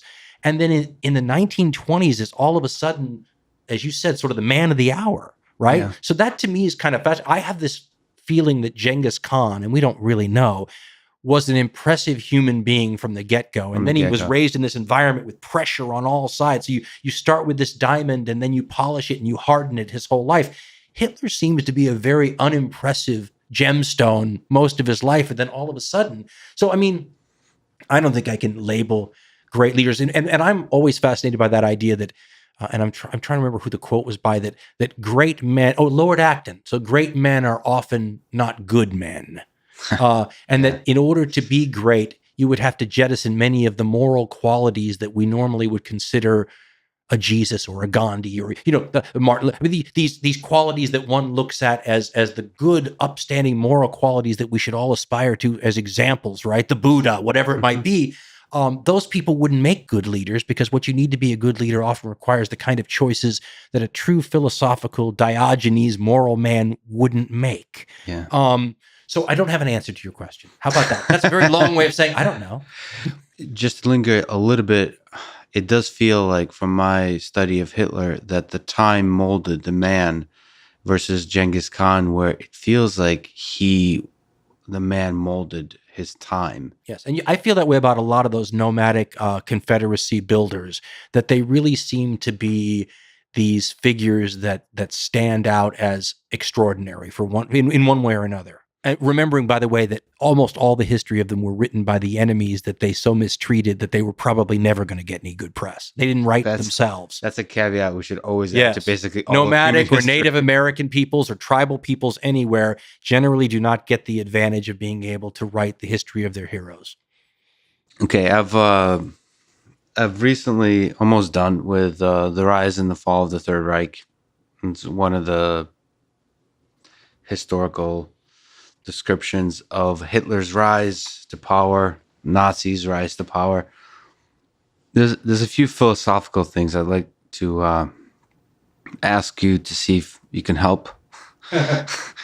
Like one of the things I think about is how does one be a hero in 1930s Nazi Germany? What does it mean to be a hero?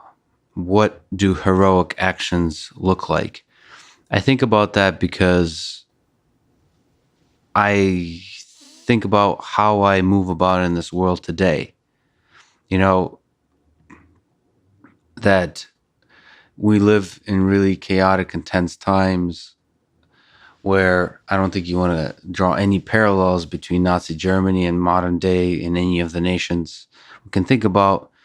But it's not out of the realm of possibility that authoritarian governments take hold, authoritarian companies take hold, and I'd like to think that I could be, in my little small way, and inspire others to take the heroic action before things get bad.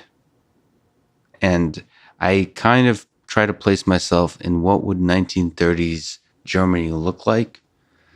Is it possible to stop a Hitler? Is it even the right way to think about it? And how does one be a hero in it? I mean, you often talk about that living through a moment in history is very different than looking at that history, when you look back.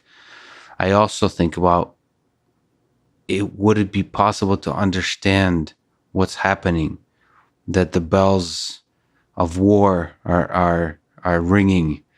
It seems that most people didn't seem to understand, late into the 30s, that war is coming.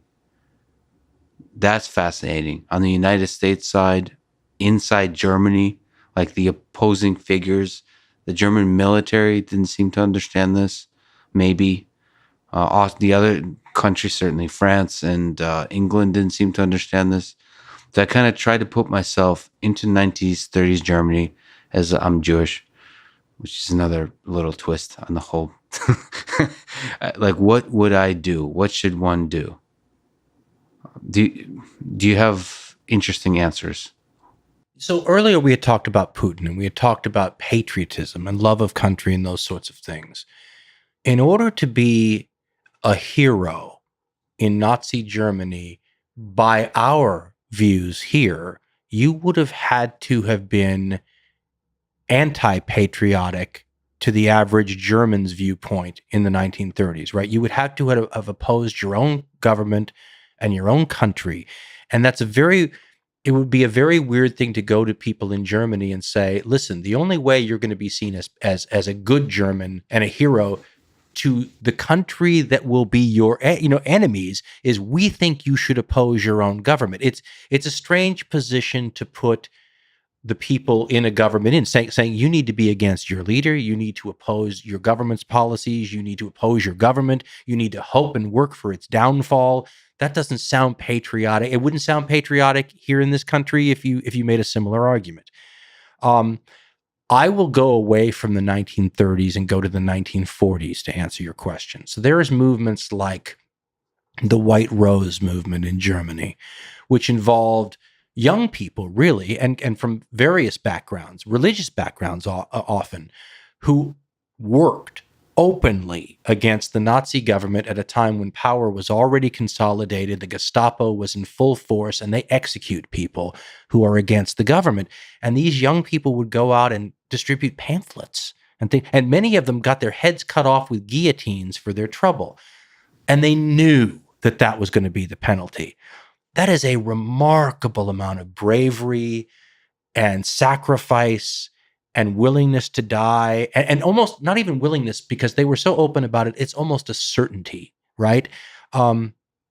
That's incredibly moving to me. So when we talk, and we had talked earlier about sort of the human spirit and all that kind of thing, there are people in the German military who opposed and worked against Hitler, for example. But to me, that's almost cowardly compared to what these young people did in the White Rose movement, because those people in the Wehrmacht, for example, who were secretly trying to undermine Hitler, they're not really putting their lives on the line to the same degree. And so I think when I look at heroes, and listen, I remember once saying there were no conscientious objectors in Germany as a way to point out to people that you didn't have a choice. You were going to serve in there. And I got letters from Jehovah's Witnesses who said, yes, there were. And we got sent to the concentration camps. Those are remarkably brave things. It's one thing to have your own set of standards and values. It's another thing to say, oh no, I'm going to display them in a way that with this regime, that's a death sentence. And not just for me, for my family, right? In these regimes, there was not a lot of distinction made between father and son and wives. That's a remarkable sacrifice to make, and far beyond what I think I would even be capable of. And so the admiration comes from seeing people who appear to be more morally profound than you are yourself. So when I look at this, I look at that kind of thing, and I just say, wow. And the funny thing is, if you'd have gone to most average Germans on the street in 1942 and said, what do you think of these people? They're going to think of them as traitors who probably got what they deserved. So that's the eye of the beholder thing. It's the power of the state to so propagandize values and morality in a way that favors the state. that you can turn people who today we look at as unbelievably brave and moral and crusading for righteousness and turn them into enemies of the people. So, I mean, in my mind, it would be people like that. See, I think so. Hero is a funny word, and we romanticize the notion. But if I could drag you back to 1930s Germany from 1940s, Sure. I feel like the heroic actions that doesn't accomplish much is not what I'm referring to. So Okay. there's many heroes I look up to that, like David Goggins, for example, the guy who runs crazy distances. He runs for no purpose except for the suffering in itself. And I think his willingness to challenge the limits of his mind is heroic. I guess I'm looking for a different term, which is, how could Hitler have been stopped? My sense is that he could have been stopped in the battle of ideas, where people, millions of people, were suffering economically, were suffering because of the betrayal of World War One in terms of the love of country and how they felt they were being treated, and a charismatic leader that inspired love and unity that's not destructive could have emerged, and that's where the battle should have been fought. I would suggest that we need to take into account the context of the times that led to Hitler's rise of power and created the conditions where his message resonated. That is not a message that resonates at all times, right? It is impossible to understand the rise of Hitler without dealing with the First World War and the aftermath of the First World War and the inflationary, terrible depression in Germany and all these things, and the dissatisfaction with the Weimar Republic's government, which was often seen as something which it was put into place by the victorious powers. Hitler referred to the people that signed those agreements, that signed the armistice, as the November criminals. And he used that as a phrase which resonated with the population. This was a population that was embittered. And even if they weren't embittered, the times were so terrible. And the options for operating within the system in a non-radical way seemed totally discredited, right? You could work through the Weimar Republic, but they tried and it wasn't working anyway. And then the alternative to the Nazis, who were bully boys in the street, were communist agitators that to the average conservative German seemed no better. So you have three options if you're an average German person. You can go with the discredited government put in power by your enemies that wasn't working anyway. Mm. You could go with the Nazis, who seemed like a bunch of super patriots calling for the restoration of German authority, or you could go with the communists. And the entire thing seemed like a litany of poor options, right? And in this realm, Hitler was able to triangulate, if you will. He came off as a person who was going to restore German greatness at a time when this was a powerful message. But if you don't need German greatness restored, it doesn't resonate, right? So the reason that your love idea and all this stuff, I don't think would have worked in the time period, is because that was not a commodity that the average German was in search of then. Well, it's interesting to think about whether greatness can be restored through mechanisms, through ideas that are not so, from our perspective today, so evil. I don't know what the right term is. But the war continued in a way. So remember that when Hitler is rising to power, the French are in control of parts of Germany, right? The Ruhr, one of the main industrial heartlands of Germany, was occupied by the French. So there's never this point where you're allowed to let the hate dissipate, right?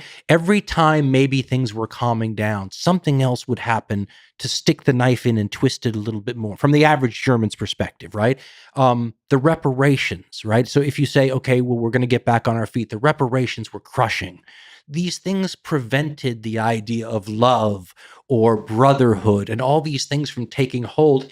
And even if there were Germans who felt that way, and there most certainly were, it is hard to overcome the power of everyone else. You know, what I always say when people talk to me about humanity is I believe on individual levels we're capable of everything and anything, good, bad, or indifferent.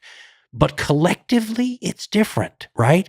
And in the time period that we're talking about here, messages of peace on earth and love your enemies and all these sorts of things were absolutely deluged and overwhelmed and drowned out by the bitterness, the hatred, and let's be honest, the sense that you were continually being abused by your former enemies.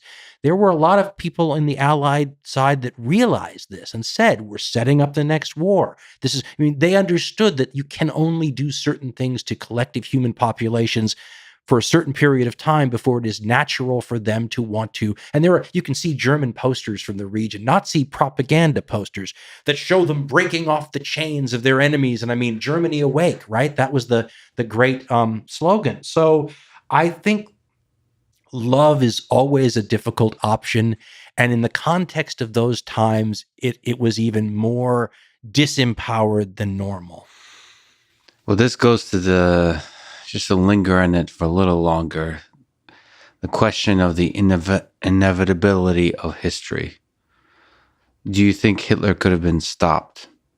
Do you think this kind of force that you're saying that there was a pain and it was building, there was a hatred that was building, do you think there was a way to avert? I mean, there's two questions. Could it have been a lot worse?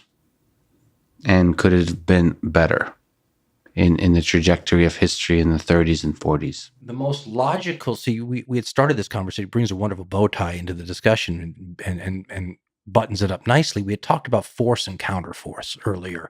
The most obvious and much discussed way that Hitler could have been stopped has nothing to do with Germans.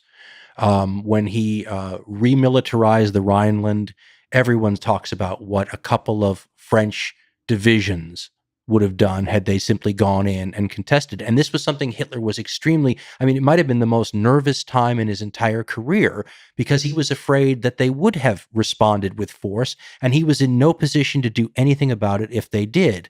So this is where you get the people who say, and Churchill's one of these people too, where they talk about that he should have been stopped militarily right at the very beginning when he was weak. I don't think. Listen, there were candidates in the Catholic Center Party and others in the Weimar Republic that maybe could have done things, and it's beyond my understanding of specific German history to talk about it intelligently. But I do think that had the French responded militarily to Hitler's initial moves into that area, that he would have been thwarted. And I think he himself believed, if I'm remembering my reading, that this would have led to his downfall.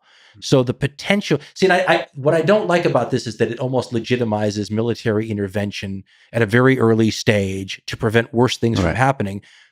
But it might be a pretty clear-cut case. But it should also be pointed out that there was a lot of sympathy on the part of the Allies for the fact that, the Germans probably should have Germany back, and this is traditional German land. And I mean, they were trying, in a funny way, it's almost like the love and the sense of justice on the Allies' part may have actually stayed their hand in a way that would have prevented much, much, much worse things later. But if the times were such that the message of a Hitler resonated, then simply removing Hitler from the equation would not have removed the context of the times. And that means one of two things. Either you could have had another one, or you could have ended up in a situation equally bad in a different direction. I don't know what that means because it's hard to imagine anything could be worse than what actually occurred. But history's funny that way. And that Hitler's always everyone's favorite example of the difference between the great man theory of history and the trends and forces theories of history, right?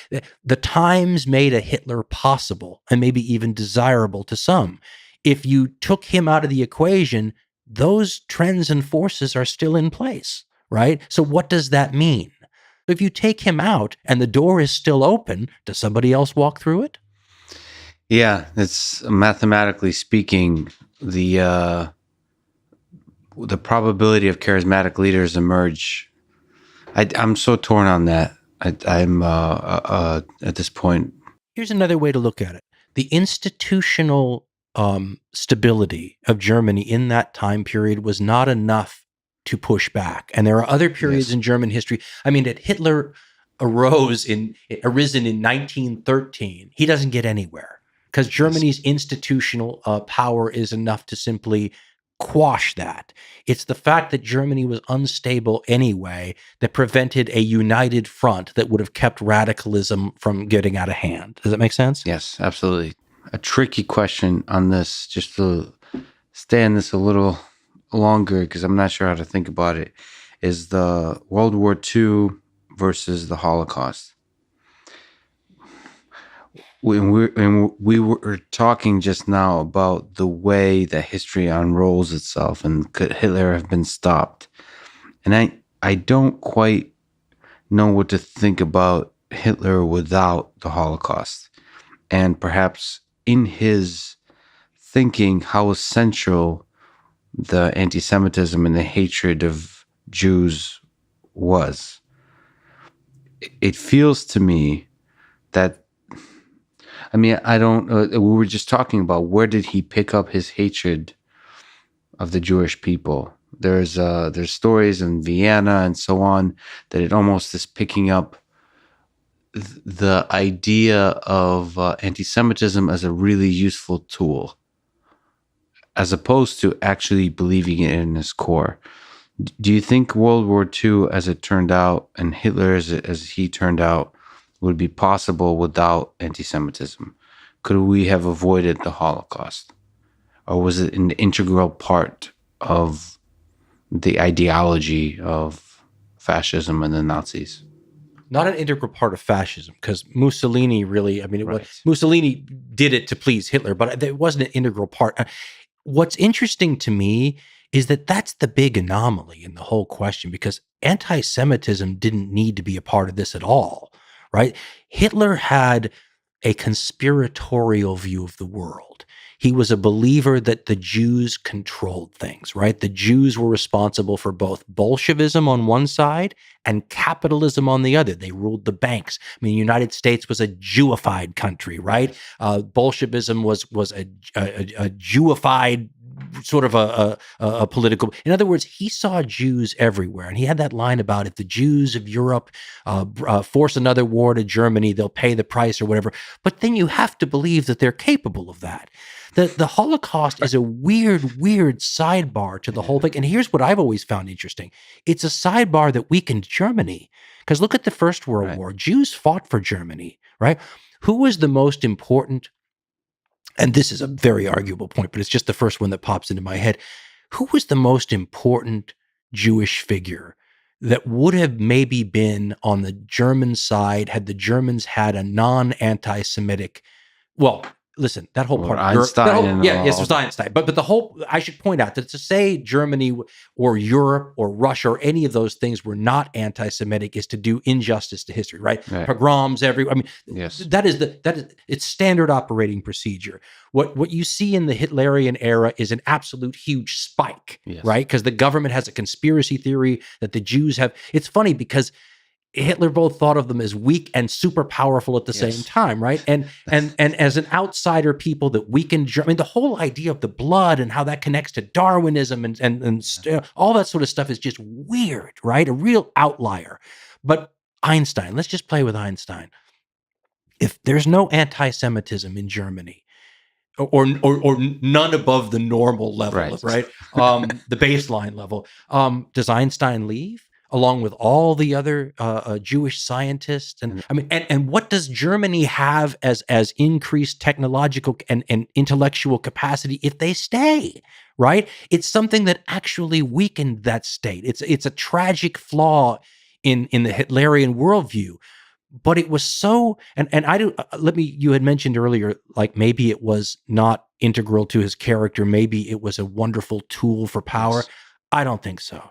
Somewhere along the line, and really not at the beginning, this guy became absolutely obsessed with this. With a conspiracy theory. Yeah, and Jews. And he surrounded himself with people and theorists, I'm going to use that word really sort of loosely, who believe this too. And so you have a cabal of people who are reinforcing this idea that the Jews control the world, that he called it international Jewry was a huge part of the problem, and that because of that they deserved to be punished, they were an enemy within, all these kinds of things. it's a nutty conspiracy theory that the government of one of the most, I mean, the big thing with Germany was culture, right? They were a leading figure in culture and philosophy and all these kinds of things, and that they could be overtaken with this wildly, wickedly weird conspiracy theory, and that it would actually determine things. I mean, Hitler was taking vast amounts of German resources and using it to wipe out this race when he needed them for all kinds of other things to fight a war of annihilation. So that is the weirdest part of the whole Nazi phenomenon. It's the darkest possible silver lining to think about is that the Holocaust may have been, and the hatred of the Jewish people may have been the thing that avoided Germany getting the nuclear weapons first. And Potentially. and Isn't that a wonderful historical ironic twist that if it weren't so overlaid with tragedy, 1,000 years from now will be seen as something really kind of funny? well, that's true. It's fascinating to think, as you've talked Sowed the seeds of his own destruction, right? The tragic flaw. And my hope is, this is a discussion I have with my dad, who's a physicist, is that evil inherently contains with it that kind of incompetence. So my dad's discussion, so he's a physicist and an engineer, his belief is that at this time in our history, the reason we haven't had nuclear, like terrorist blow up a nuclear weapon somewhere in the world, is that the kind of people that would be terrorists are simply not competent enough at their job of being destructive. So like there's a kind of, if you plot it, the more evil you are, the less able you are. And by evil, I mean purely just like we said, if we were to consider the hatred of the Jewish people as evil, because it's sort of detached from reality. It's like just this pure hatred of something that's grounded on things, conspiracy theories. If that's evil, then the more you sell yourself, the more you give into these conspiracy theories, the less capable you are at actually engineering, which is very difficult, engineering nuclear weapons and effectively deploying them. So that's a hopeful message that the destructive people in this world are, by their worldview, incompetent in creating the ultimate destruction. I don't agree with that. Oh boy. I straight up don't agree with that. So why are we still here? Why haven't we destroyed ourselves? Why haven't the terrorists blown? It's been many decades. Why haven't we destroyed ourselves to this point? Well, when you say it's been many decades, that's like saying in the life of a 150-year-old person, we've been doing well for a year. The problem with all these kinds of equations, and it was Bertrand Russell, right, the philosopher, who said so. He said it's unreasonable to expect a man to walk on a tightrope for 50 years. I mean, the problem is that this is a long game. And let's remember that up until relatively recently, what would you say, 30 years ago, the nuclear weapons in the world were really tightly controlled. That was one of the real dangers in the fall of the Soviet Union. Remember the worry that all of a sudden you were going to have bankrupt former Soviet republics selling nuclear weapons to terrorists and whatnot. I would suggest, and here's another problem, is that when we call these terrorists evil, it's easy for an American, for example, to say that Osama bin Laden is evil. Easy for me to say that. But one man's terrorist is another man's freedom fighter, as the saying goes. And to other people, he's not. What Osama bin Laden did, and the people that worked with him, we would call evil genius. The idea of hijacking planes and flying them into the buildings like that, and that he could pull that off, and that still boggles my mind. It's funny, I'm still stunned by that. And yet, the idea, here's the funny part, and I hesitate to talk about this because I don't want to give anyone ideas. Right. But you don't need nuclear weapons to do incredibly grave amounts of danger. Yes. Really. I mean, what one can of gasoline and a Bic lighter can do in the right place and the right time, and over and over and over again can bring down societies.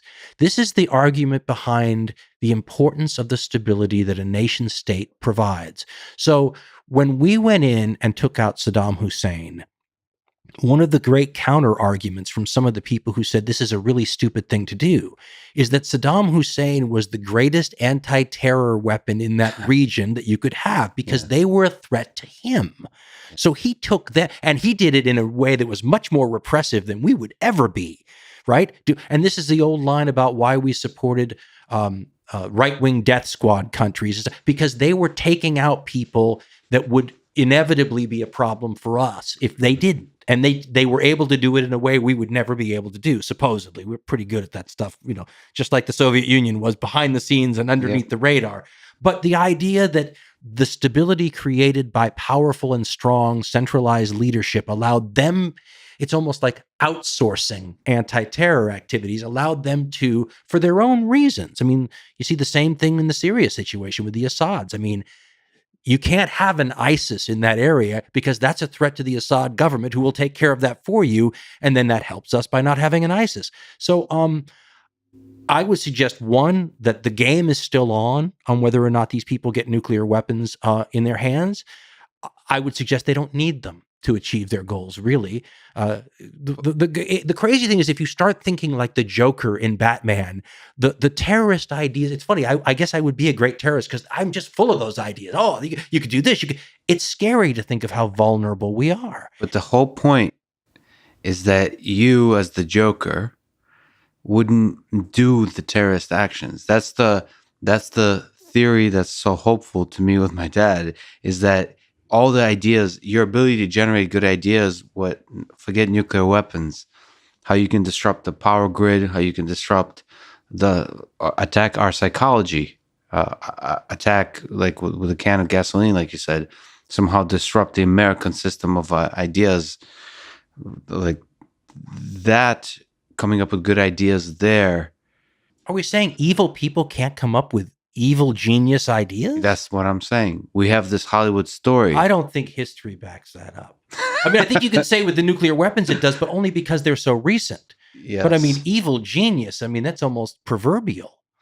But that's okay. So to push back for the fun of it, or I don't want you to leave this in a terrible mood because I pushed back on every hopeful idea you had. But I tend to be a little cynical about that stuff.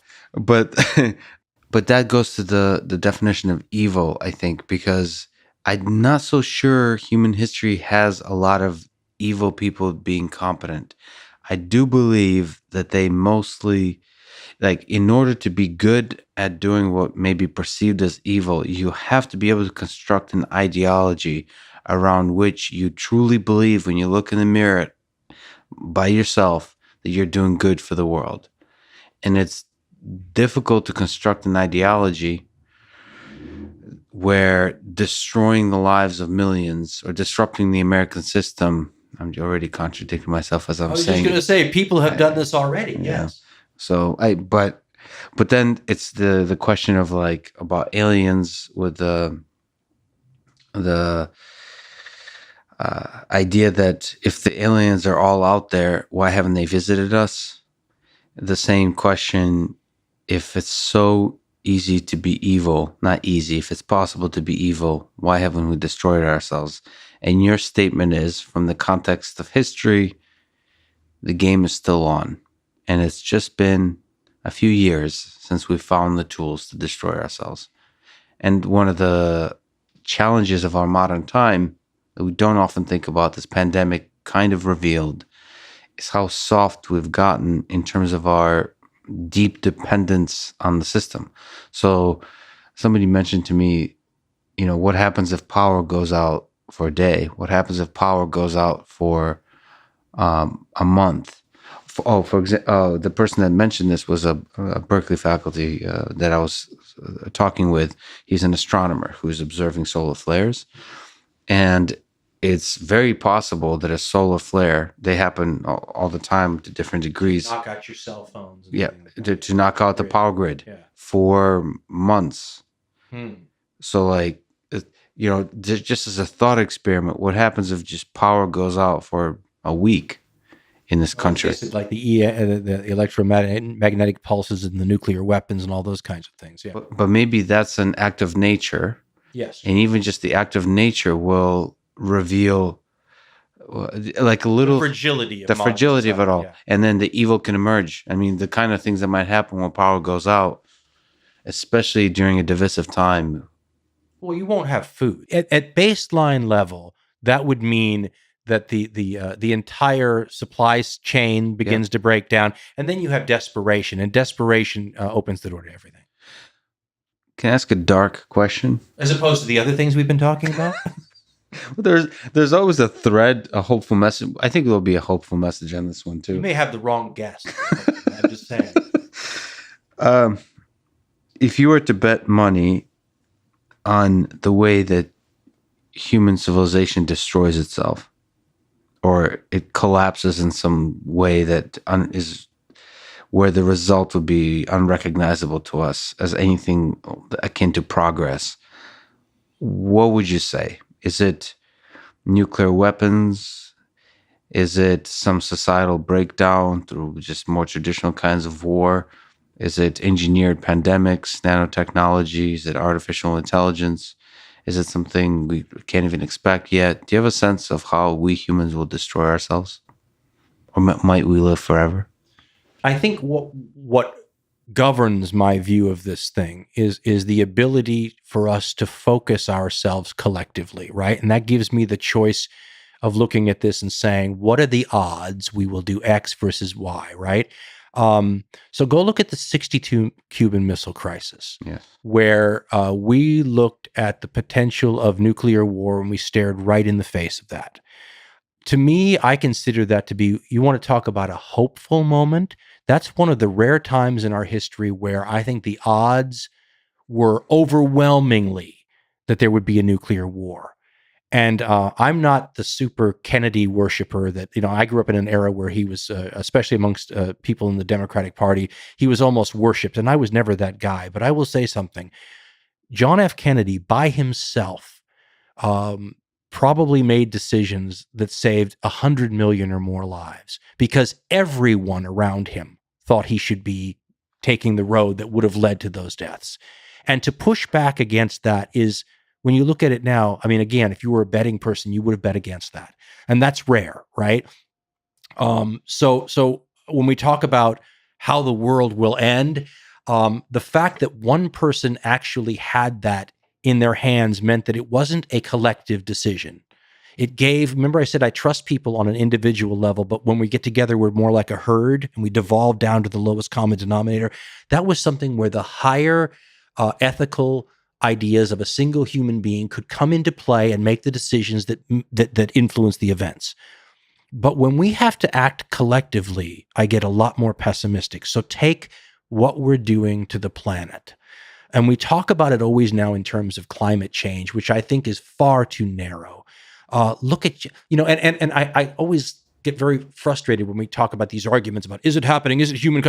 Just look at the trash. Forget climate for a second. We're destroying the planet because we're not taking care of it. And because what it would do to take care of it would require collective sacrifices that would require enough of us to say, okay. And we can't get enough of us to say, okay, because too many people have to be on board. It's not John F. Kennedy making one decision from one man.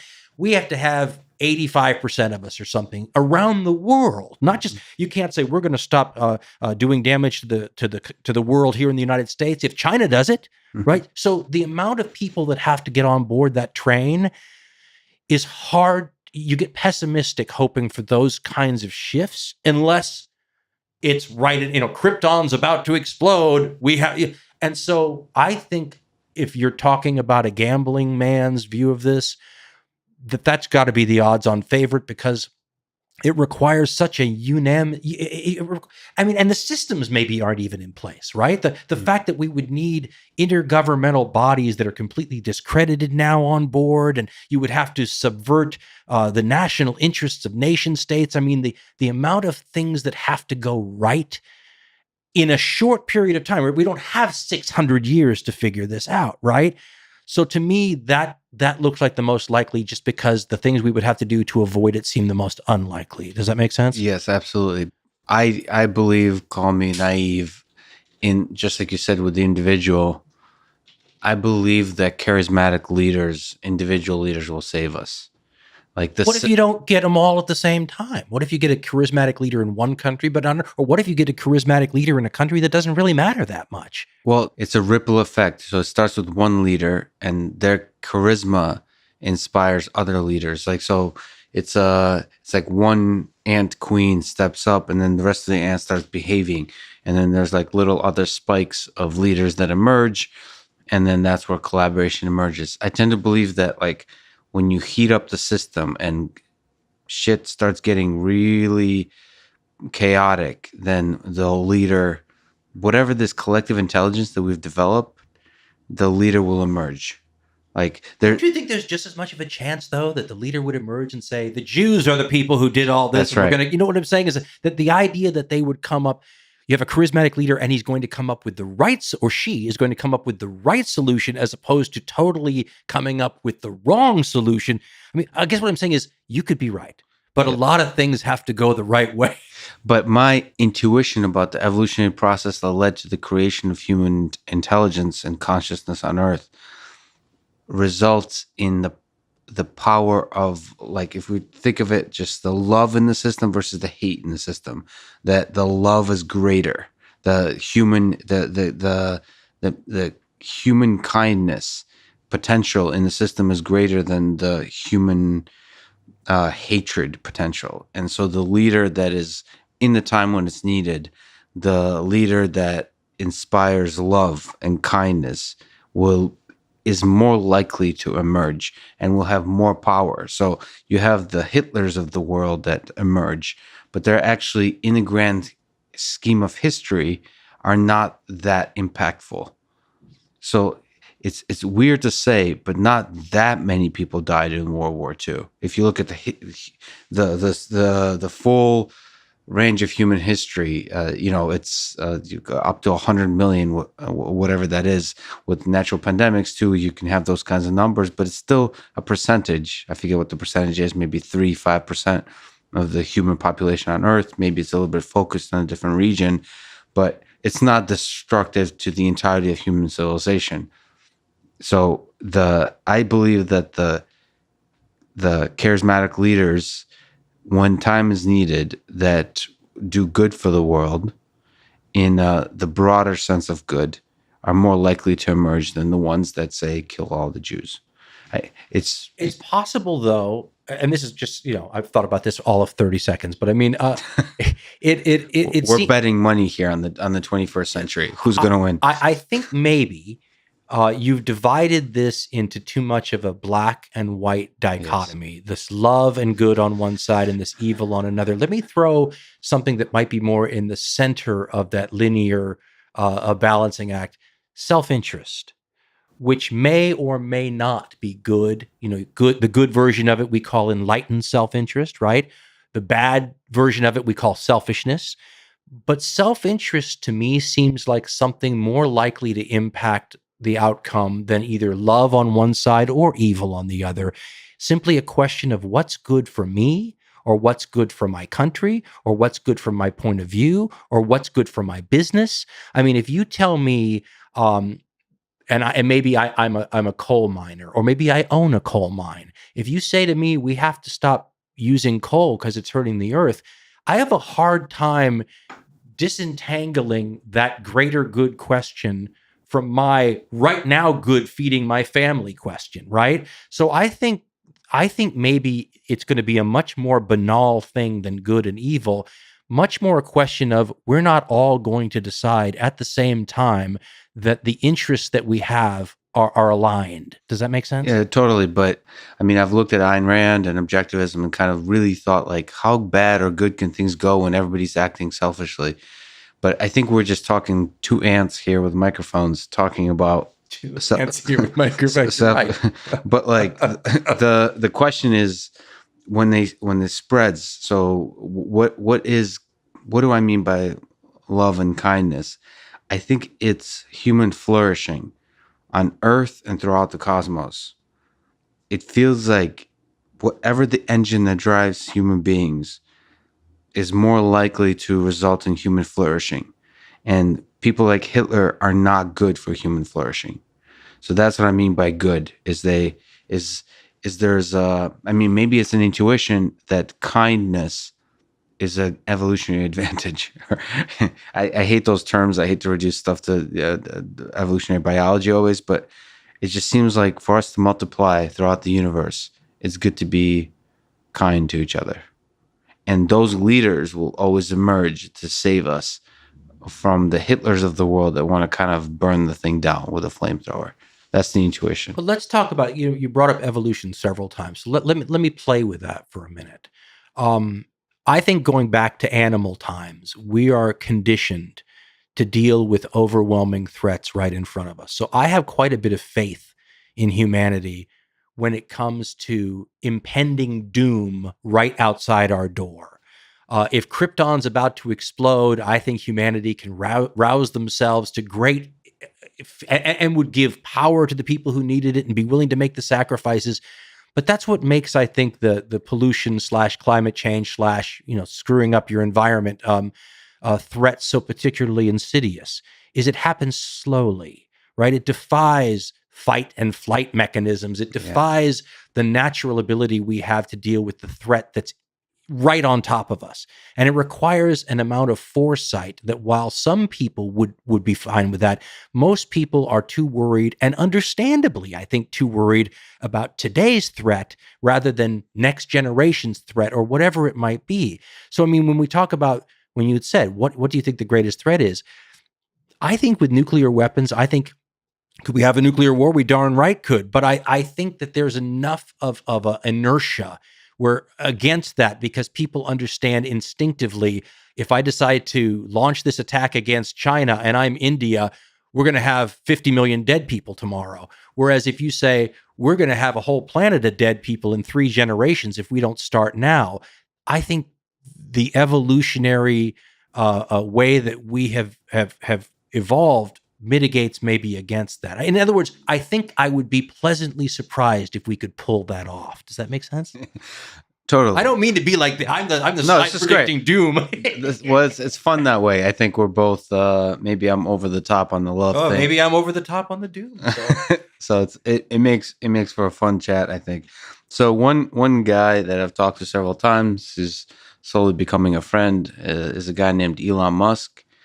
He's a big fan of hardcore history, especially Genghis Khan series of episodes, but really all of it. Him and his girlfriend Grimes listen to it, which is I know Elon. Yeah, you know Elon? Yeah. Okay, awesome. So that's like relationship goals. Like listen to hardcore history on the weekend with your loved one. Okay. So if I were to look at the guy from a perspective of human history, it feels like he will be a little speck that's remembered. Oh, absolutely. You think about like the people, what will we remember from our time? Who are the people we'll remember? Whether it's the Hitlers or the Einsteins, who's going to be? It's hard to predict when you're in it, but it seems like Elon would be one of those people remembered. And if I were to guess what he's remembered for, it's the work he's doing with SpaceX and potentially being the person. Now we don't know, but being the person who launched a new era of space exploration. If we look, centuries from now, if we are successful as human beings, surviving long enough to venture out into toward the stars. It's weird to ask you this. I don't know what your opinions are, but do you think humans will be a multiplanetary species in the long arc of history? Do you think Elon will be successful in his dream? And he doesn't shy away from saying it this way, right?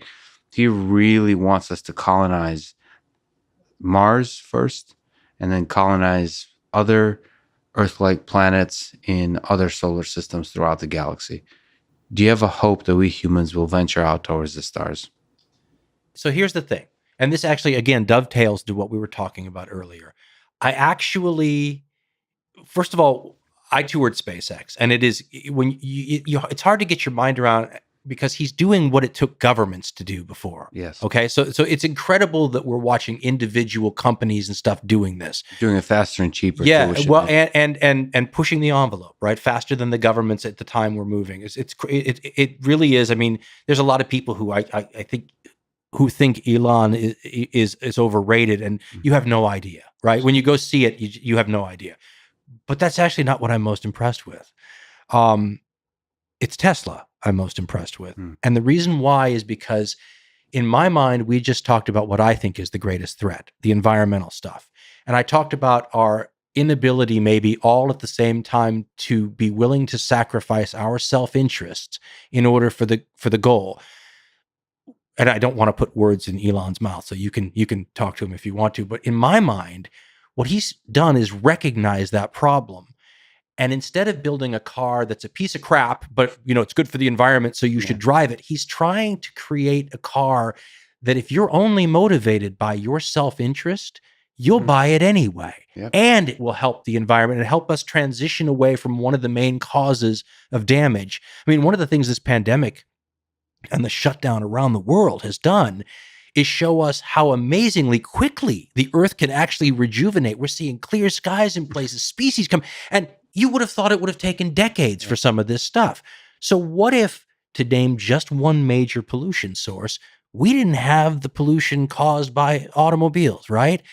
And if you had said to me, Dan, what do you think the odds of us transitioning away from that were 10 years ago? I would have said, well, people aren't going to do it because it's inefficient. It's this, it's that. Nobody wants to. But what if you created a vehicle that was superior in every way so that if you were just a self-oriented consumer, you'd buy it because you wanted that car? That's the best way to get around that problem of people not wanting to. I think he's identified that. And as he's told me before, when the last time a car company was created that actually, blah, blah, blah, he's right. And so I happen to feel that even though he's pushing the envelope on the space thing, I think somebody else would have done that someday. I'm not sure, because of the various things he's mentioned, how difficult it is to start I'm not sure that the industries that create vehicles for us would have gone where he's going to lead them if he didn't force them there through consumer demand by making a better car that people wanted anyway. They'll follow, they'll copy, they'll do all those things. And yet who was going to do that? So I hope he doesn't hate me for saying this, but I happen to think the Tesla idea may alleviate some of the need to get off this planet because the planet's being destroyed, right? And we're going to colonize Mars probably anyway if we live long enough. And I think the Tesla idea, not just Elon's version, but ones that follow from other people, is the best chance of making sure we're around long enough to see Mars colonized. Does that make sense? Yeah, totally. And one other thing from my perspective, because I'm now starting a company, I think the interesting thing about Elon is he serves as a beacon of hope, like pragmatically speaking, for people that, sort of to push back on our doom conversation from earlier, that a single individual could build something that allows us as self-interested individuals to gather together in a collective way to actually alleviate some of the dangers that face our world. So like it gives me hope as an individual that I could build something that can actually have impact that counteracts the Stalins and the Hitlers and all the threats that face that human civilization faces. That an individual has that power. I didn't believe that the individual has that power in the halls of government. Like I don't feel like any one presidential candidate can rise up and help the world, unite the world. It feels like, from everything I've seen, and you're right with Tesla, it can bring the world together to do good. That's a really powerful mechanism of, whatever you say about capitalism, that you can build companies that start, it starts with a single individual. Of course, there's a collective that grows around that, but the leadership of a single individual, their ideas, their dreams, their vision can catalyze something that takes over the world and does good for the entire world. But again, I think the genius of the idea is that it doesn't require us to go head to head with human nature, right? Yes. He's actually built human nature into the idea by basically saying, I'm not asking you to be an environmental activist. I'm not asking you to sacrifice to make I'm going to sell you a car you're going to like better, and by buying it, you'll help the environment. That takes into account our foibles as a species and actually leverages that to work for the greater good. And that's the sort of thing that does turn off my little doomcaster cynicism thing a little bit, Yeah. because you're actually hitting us where we live, right? You're not, you can take somebody who doesn't even believe the environment's a problem, but they want a Tesla. So they're inadvertently helping anyway. I think that's the genius of the idea. Yeah, and I'm telling you, that's one way to make love much more efficient mechanism of change than hate. Making it in your self-interest to It love makes you somebody. just creating a product that leads to more love than hate. You're going to want to love your neighbor because you're going to make a fortune. Exactly. Right? Okay, I get it. There you go. That's why he All right, said. I'm on board. That's why Elon said, "Love is the answer." That's, I think, exactly what he meant. Okay, let's try something difficult. You've recorded an episode of Steering into the Iceberg on your Common Sense program. Yeah. That has started a lot of conversations. It's quite moving. It was quite haunting. Got me a lot of angry emails. Really? Of course. I did something I haven't done in 30 years. I endorsed a political candidate from one of the two main parties, and there were a lot of disillusioned people because of that. I guess I didn't hear it as an endorsement. I just heard it as the similar flavor of conversation as you have in hardcore history. It's almost the speaking about modern times in the same voice as you speak about when you talk about history. So it was just a little bit of a haunting view of the world today. I know we were just wearing our Doomcaster. You're gonna have me put that right back on, are you? No, I like the term Doomcaster. Is there how do we get love to win? What's the way out of this? Is there some hopeful line that we can walk to avoid something? And I hate to use the terminology, but something that looks like a civil war. Not necessarily a war of force, but a division to a level where it doesn't any longer feel like a united States of America, with an emphasis on united. Is there a way out? I read a book a while back. I want to say George Friedman, the Stratfor guy, wrote it. It was something called The Next 100 Years, I think it was called. And I remember thinking, I didn't agree with any of it. And one of the things I think he said in the book was that, the United States was going to break up. I'm going from memory here. He might not have said that at all, but something was stuck in my memory about that. And I remember thinking, but I think some of the arguments were connected to the differences that we had and the fact that those differences are being exploited. So we talked about media earlier and the lack of truth and everything. We have a media climate that is incentivized to take the wedges in our society and make them wider. And there's no countervailing force to do the opposite or to help to, there was a famous memo from a group called Project for a New American Century, and they took it down, but the Wayback Machine online still has it, and it happened before 9/11, spawned all kind of conspiracy theories, because it was saying something to the effect of, and I'm really paraphrasing here, but that the United States needs another Pearl Harbor type event, because those galvanize a country that without those kinds of events periodically is naturally geared towards pulling itself apart. And it's those periodic events that act as the countervailing force that otherwise is not there. If that's true, then we are naturally inclined towards pulling ourselves apart.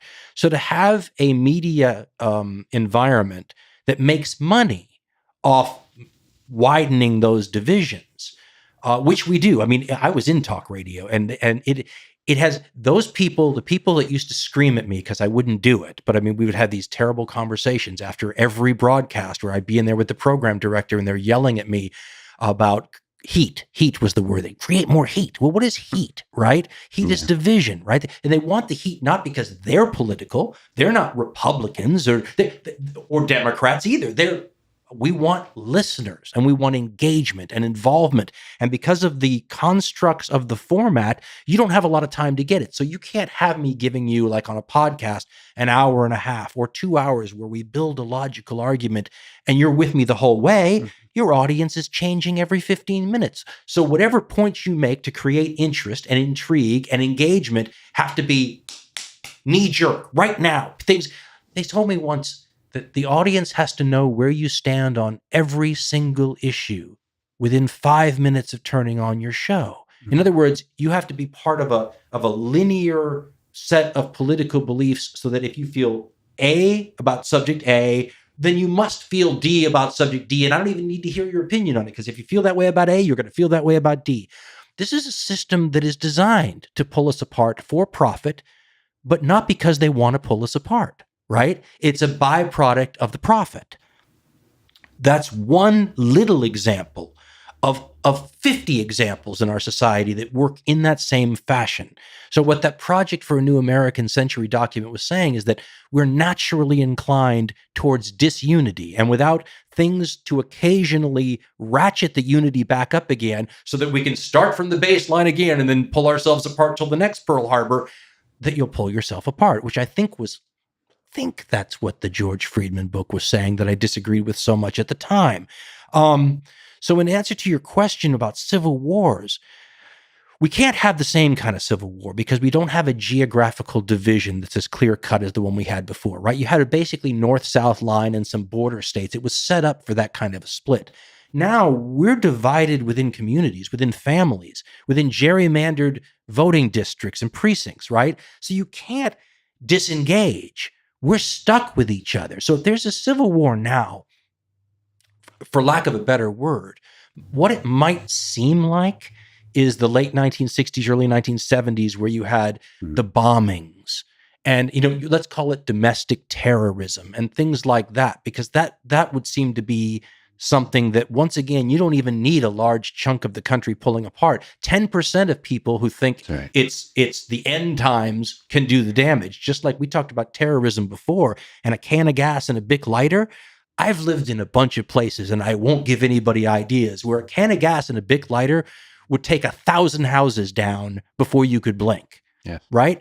That terrorist doesn't have to be from the Middle East, doesn't have to have some sort of a fundamentalist religious agenda. It could just be somebody really pissed off about the election results. So once again, if we're playing an odds game here, everybody has to behave for this to work right. Only a few people have to misbehave for this thing to go sideways. And remember, for every action, there is an equal and opposite reaction.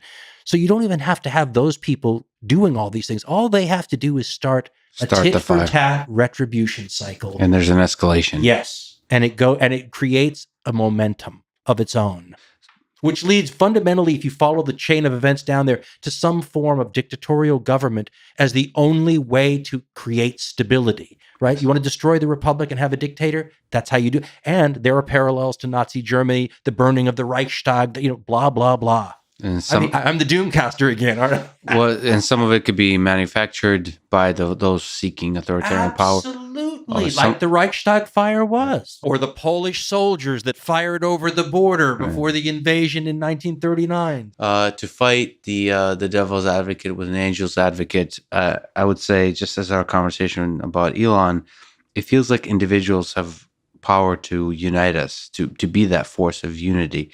So you mentioned the media. I think you're one of the great podcasters in history. Joe Rogan is like long form, whatever. It's not podcasting. It's actually whatever the very infrequent is what it is, no matter what it is. But the basic process of it is you go deep and you stay deep, and the listener stays with you for a long time. So I'm just looking at the numbers. Like we're almost 3 hours in, and from previous episodes, I can tell you that about 300,000 people are still listening to the sound of our voice 3 hours in. So usually it's 300 to 500,000 people listen and they tune out. Congratulations, by the way. That's wonderful. Joe Rogan is like 10 times that. And so he has power to unite. You have power to unite. There's a few people with voices that it feels like they have power to unite. Even if you quote unquote endorse a candidate and so on, there's still, it feels to me that, speaking of, I don't want to keep saying love, but it's love and maybe unity more practically speaking, that like sanity, that like respect for those you don't agree with or don't understand. So empathy, well, just a few voices of those can help us avoid really importantly, not avoid the singular events, like you said, of somebody starting a fire and so on, but avoid the escalation of it, the preparedness of the populace to escalate those events, to turn a singular event and a single riot or a shooting or like even something much more dramatic than that, to turn that into something that creates like ripples that grow as opposed to ripples that fade away. And so like I would like to put responsibility on somebody like you and me in some small way, and Joe being cognizant of the fact that a lot of very destructive things might happen in November. And a few voices can save us, is the feeling I have. Not by saying who you should vote for or any of that kind of stuff, but really by being the voice of calm that like calms the seas from, or whatever the analogy is, from boiling up. Because I truly am worried about, this is the first time this year when I somehow have felt that the American project will go on forever. That when I came to this country, I just believed, and I still think I'm young, but like, I have a dream of creating a company that will do a lot of good for the world. And I thought that America is the beacon of hope for the world in the ideas of freedom, but also the idea of empowering companies that can do some good for the world. And I'm just worried about this America that filled me, a kid that our family came from nothing, and from, Russia as it was, Soviet Union as it was, to be able to do anything in this new country. I'm just worried about it. And it feels like a few people can still keep this project going. Like people like Elon, people like Joe. Is there, do you have a bit of that hope? I'm watching this experiment with social media right now. And I don't even mean social media, really expand that out to, I feel like we're all guinea pigs right now watching, I have two kids and in just watching, and there's a 3-year space between the two of them. One's 18, the other's 15. And just, in when I was a kid, a person who was 18 and 15 would not be that different. Just 3 years difference, more maturity and stuff. But their life experiences, you would easily classify those two people as being in the same generation. Now, because of the speed of technological change, there is a vast difference between my 18-year-old and my 15-year-old, and not in a maturity question, just in what apps they use, how they relate to each other, how they deal with their peers, their social skills, all those kinds of things where you turn around and go, this is uncharted territory. We've never been here. So it's going to be interesting to see what effect that has on society. Now, as that relates to your question, the most upsetting part about all that is reading how people treat each other online. And, there's lots of theories about this. The fact that some of it is just for trolling laughs, that some of it is just people are not interacting face to face, so they feel free to treat each other that way. And I, of course, I'm trying to figure out how if this is how we have always been as people, right? We've always been this way, but we've never had the means to post our feelings publicly about it. Or if the environment and the social media and everything else has provided a change and changed us into something else.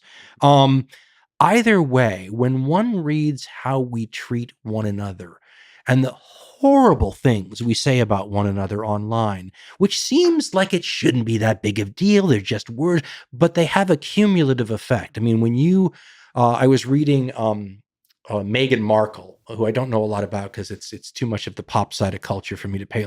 But I read a story the other day where she was talking about the abuse she took online and how incredibly overwhelming it was and how many people were doing it. And you think to yourself, okay, this is something that people who are in positions of what you were discussing earlier never had to deal with. Let me ask you something. And boy, this is the ultimate doomcaster thing of all time to say. When you think of historical figures that push things like love and peace and creating bridges between enemies, when you think of what happened to those people, first of all, they're very dangerous. Every society in the world has a better time, easier time dealing with violence and things like that than they do nonviolence. Nonviolence is really difficult for governments to deal with, for example. What happens to Gandhi and Jesus and Martin Luther King, and you think about all those people, right? When they're it's ironic, isn't it, that these people who push for peaceful solutions are so often killed, but it's because they're effective. And when they're killed, the effectiveness is diminished. Why are they killed? Because they're effective. And the only way to stop them is to eliminate them because they're charismatic leaders who don't come around every day. And if you eliminate them from the scene, the odds are you're not going to get another one for a while. I guess what I'm saying is the very things you're talking about, which would have the effect you think it would, right? They would destabilize systems in a way that most of us would consider positive. But those systems have a way of protecting themselves, right? And so Yes. I feel like history is pretty pessimistic, I think, by and large. If only because we can find so many examples that just sound pessimistic. But I feel like people who are dangerous to the way things are tend to be removed. Yes. But there's two things to say. I feel like you're right that I feel like the ripples that love leaves in history are less obvious to detect, but are actually more transformational. Like, One could make a case about, I mean, if you want to talk about the long-term value of a Jesus, a Gandhi, yes. but yes, those people's ripples are still affecting people today. I agree with you. And you feel those ripples through the general improvement of the quality of life that we see in throughout the generations. Like you feel the ripples through the I'll go growth. along with you on that. Okay. But I would, even if that's not true, now I tend to believe that, and by the way, the company that I'm working on is a competitor, is exactly attacking this, which is a competitor to Twitter. I think I can build a better Twitter as a first step. There's a long story in there. I think a 3-year-old child could build a better. And this is not to denigrate you. I'm sure yours would be better than a 3-year-old. But Twitter is so. And listen, Facebook too. They're really awful platforms for intellectual discussion and meaningful discussion. But I'm on it. So let me just say I'm part of the problem. We're new to this, so it wasn't obvious at the time how to do it. It's now and now a 3-year-old can do it. I tend to believe that we live in a time where the tools that people that are interested in providing love, like the weapons of love, are much more powerful. So like the one nice thing about technology is it allows anyone to build a company that's more powerful than any government. So that could be very destructive, but it could be also very positive. And I tend to believe that somebody like Elon that wants to do good for the world, somebody like me and many like me, could have more power than any one government. And by power, I mean the power to affect change, which is different from Gandhi. What do you do with government? And I don't mean to interrupt you, but I'll forget my train of thought. I'm getting old. But I mean, how do you deal with the fact that already governments who are afraid of this are walling off their own internet systems as a way to create firewalls simply to prevent you from doing what you're talking about? In other words, if there's an old line that if voting really changed anything, they'd never allow it. Mm-hmm. If love through a modern day successor to Twitter would really do what you want it to do, and this would destabilize governments, do you think that governments would take countermeasures to squash that love before it got too dangerous? There's several answers. One, first of all, I don't actually, to push back on something you said earlier, I don't think love is as much of an enemy of the state as one would think. Different states have different views. I think the states want power, and I don't always think that love is in tension with power. Like I think, and I think it's not just about love; it's about rationality, it's reason, it's empathy, all of those things. I don't necessarily think they're always have to be, by definition, in conflict with each other. So that's one sense. Is I feel like basically you can Trojan horse love into behind, but you have to be good at it. This is the thing: is you have to be conscious of the way these states think. So the fact that China banned certain services and so on, that means the companies weren't eloquent. Whoever the companies are, weren't actually good at infiltrating. Like, I think, isn't that a song like "Love is a Battlefield"? I think it's all a Pat Benatar, yeah. yeah, it's all a game, and you have to be good at the game. And just like Elon, we said, with Tesla and saving the environment. I mean, that's not just by getting on a stage and saying it's important to save the environment. It's by building a product that people can't help but love, and then convincing Hollywood stars to love it. Like there's a game to be played. Okay, so let me build on that, because I think there's a way to see this. I think you're right. And so it has to do with a story about the 1960s. In the vast scheme of things, the 1960s looks like a revival of neo-romantic ideas, right? I had a buddy of mine several years, well, 2 decades older than I was, who was in the 60s, went to the protest, did all those kind of things. And we were talking about it, and I was romanticizing it. And he said, "Don't romanticize it." He goes, "Let me tell you, most of the people that went to those protests and did all those things, all they were there was to meet girls and have a good time. And, it wasn't so, but it became in vogue to have all, in other words, let's talk about your empathy and love. You're never going to, in my opinion, grab that great mass of people that are only in it for their interest in whatever.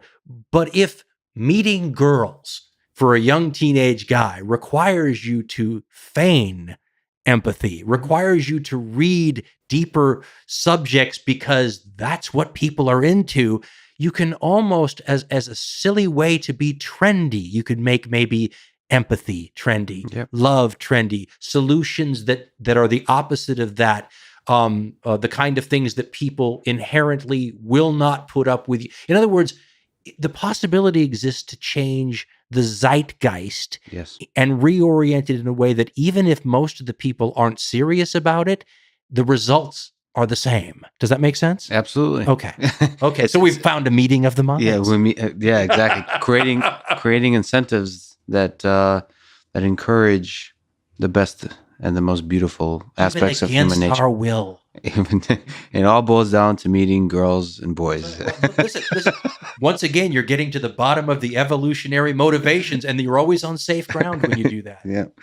This is a little difficult for me. and I'm sure it's actually difficult for you to listen to me say complimenting you, but I'm not good with that. It's difficult for both of us. Okay. So, but, you and I, as I mentioned to you, I think off mic, been friends for a long time. It's just been one way.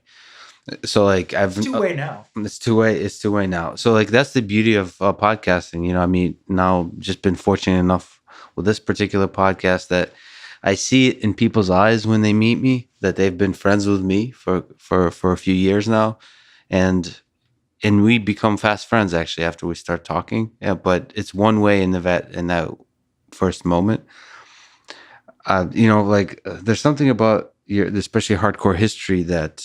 I do some crazy challenges and running and stuff. I remember in particular, probably don't have time. One of my favorite episodes is the painfotainment one. Some people hate that episode because it's too real. Yeah, they can't listen to it. Yeah. It's my darkest one. We wanted to set a baseline. That's the baseline. But I remember listening to that when I ran 22 miles. For me, that was a long distance. Holy cow, that's painfotainment right there. Yeah, and it just pulls you in, and there's something so powerful about this particular creation that's bigger than you, actually, that you've created. It's kind of interesting. I think anything that is successful like that, like Elon stuff too, it becomes bigger than you, and that's what you're hoping for, right? Yeah, absolutely. Didn't mean to interrupt you. I apologize. I guess a question I have, if you like look in the mirror, but you also look at me, what advice would you give to yourself and to me and to other podcasters, maybe to Joe Rogan, about this journey that we're on? I feel like it's something special. I'm not sure exactly what's happening, but it feels like podcasting is special. What advice, and I'm relatively new to it, what advice do you have for people that are carrying this flame and traveling this journey? Well, I'm often asked for advice by new podcasters, people just starting out. And so I have sort of a tried and true list of do's and don'ts, but I don't have advice or suggestions for you or for Joe. Joe doesn't need anything from me. Joe's figured it out, right? I mean, He hasn't yet. He's still a confused kid, curious about the world. but that's the genius of it. That's what makes it work, right? That's what Joe's brand is, right? I guess what I'm saying is by the time you reach the stage that you're at or Joe's at, or they don't need it. They have figured this out. The people that sometimes need help are brand new people trying to figure out, what do I do with my first show, and how do I talk into them? And I have standard answers for that.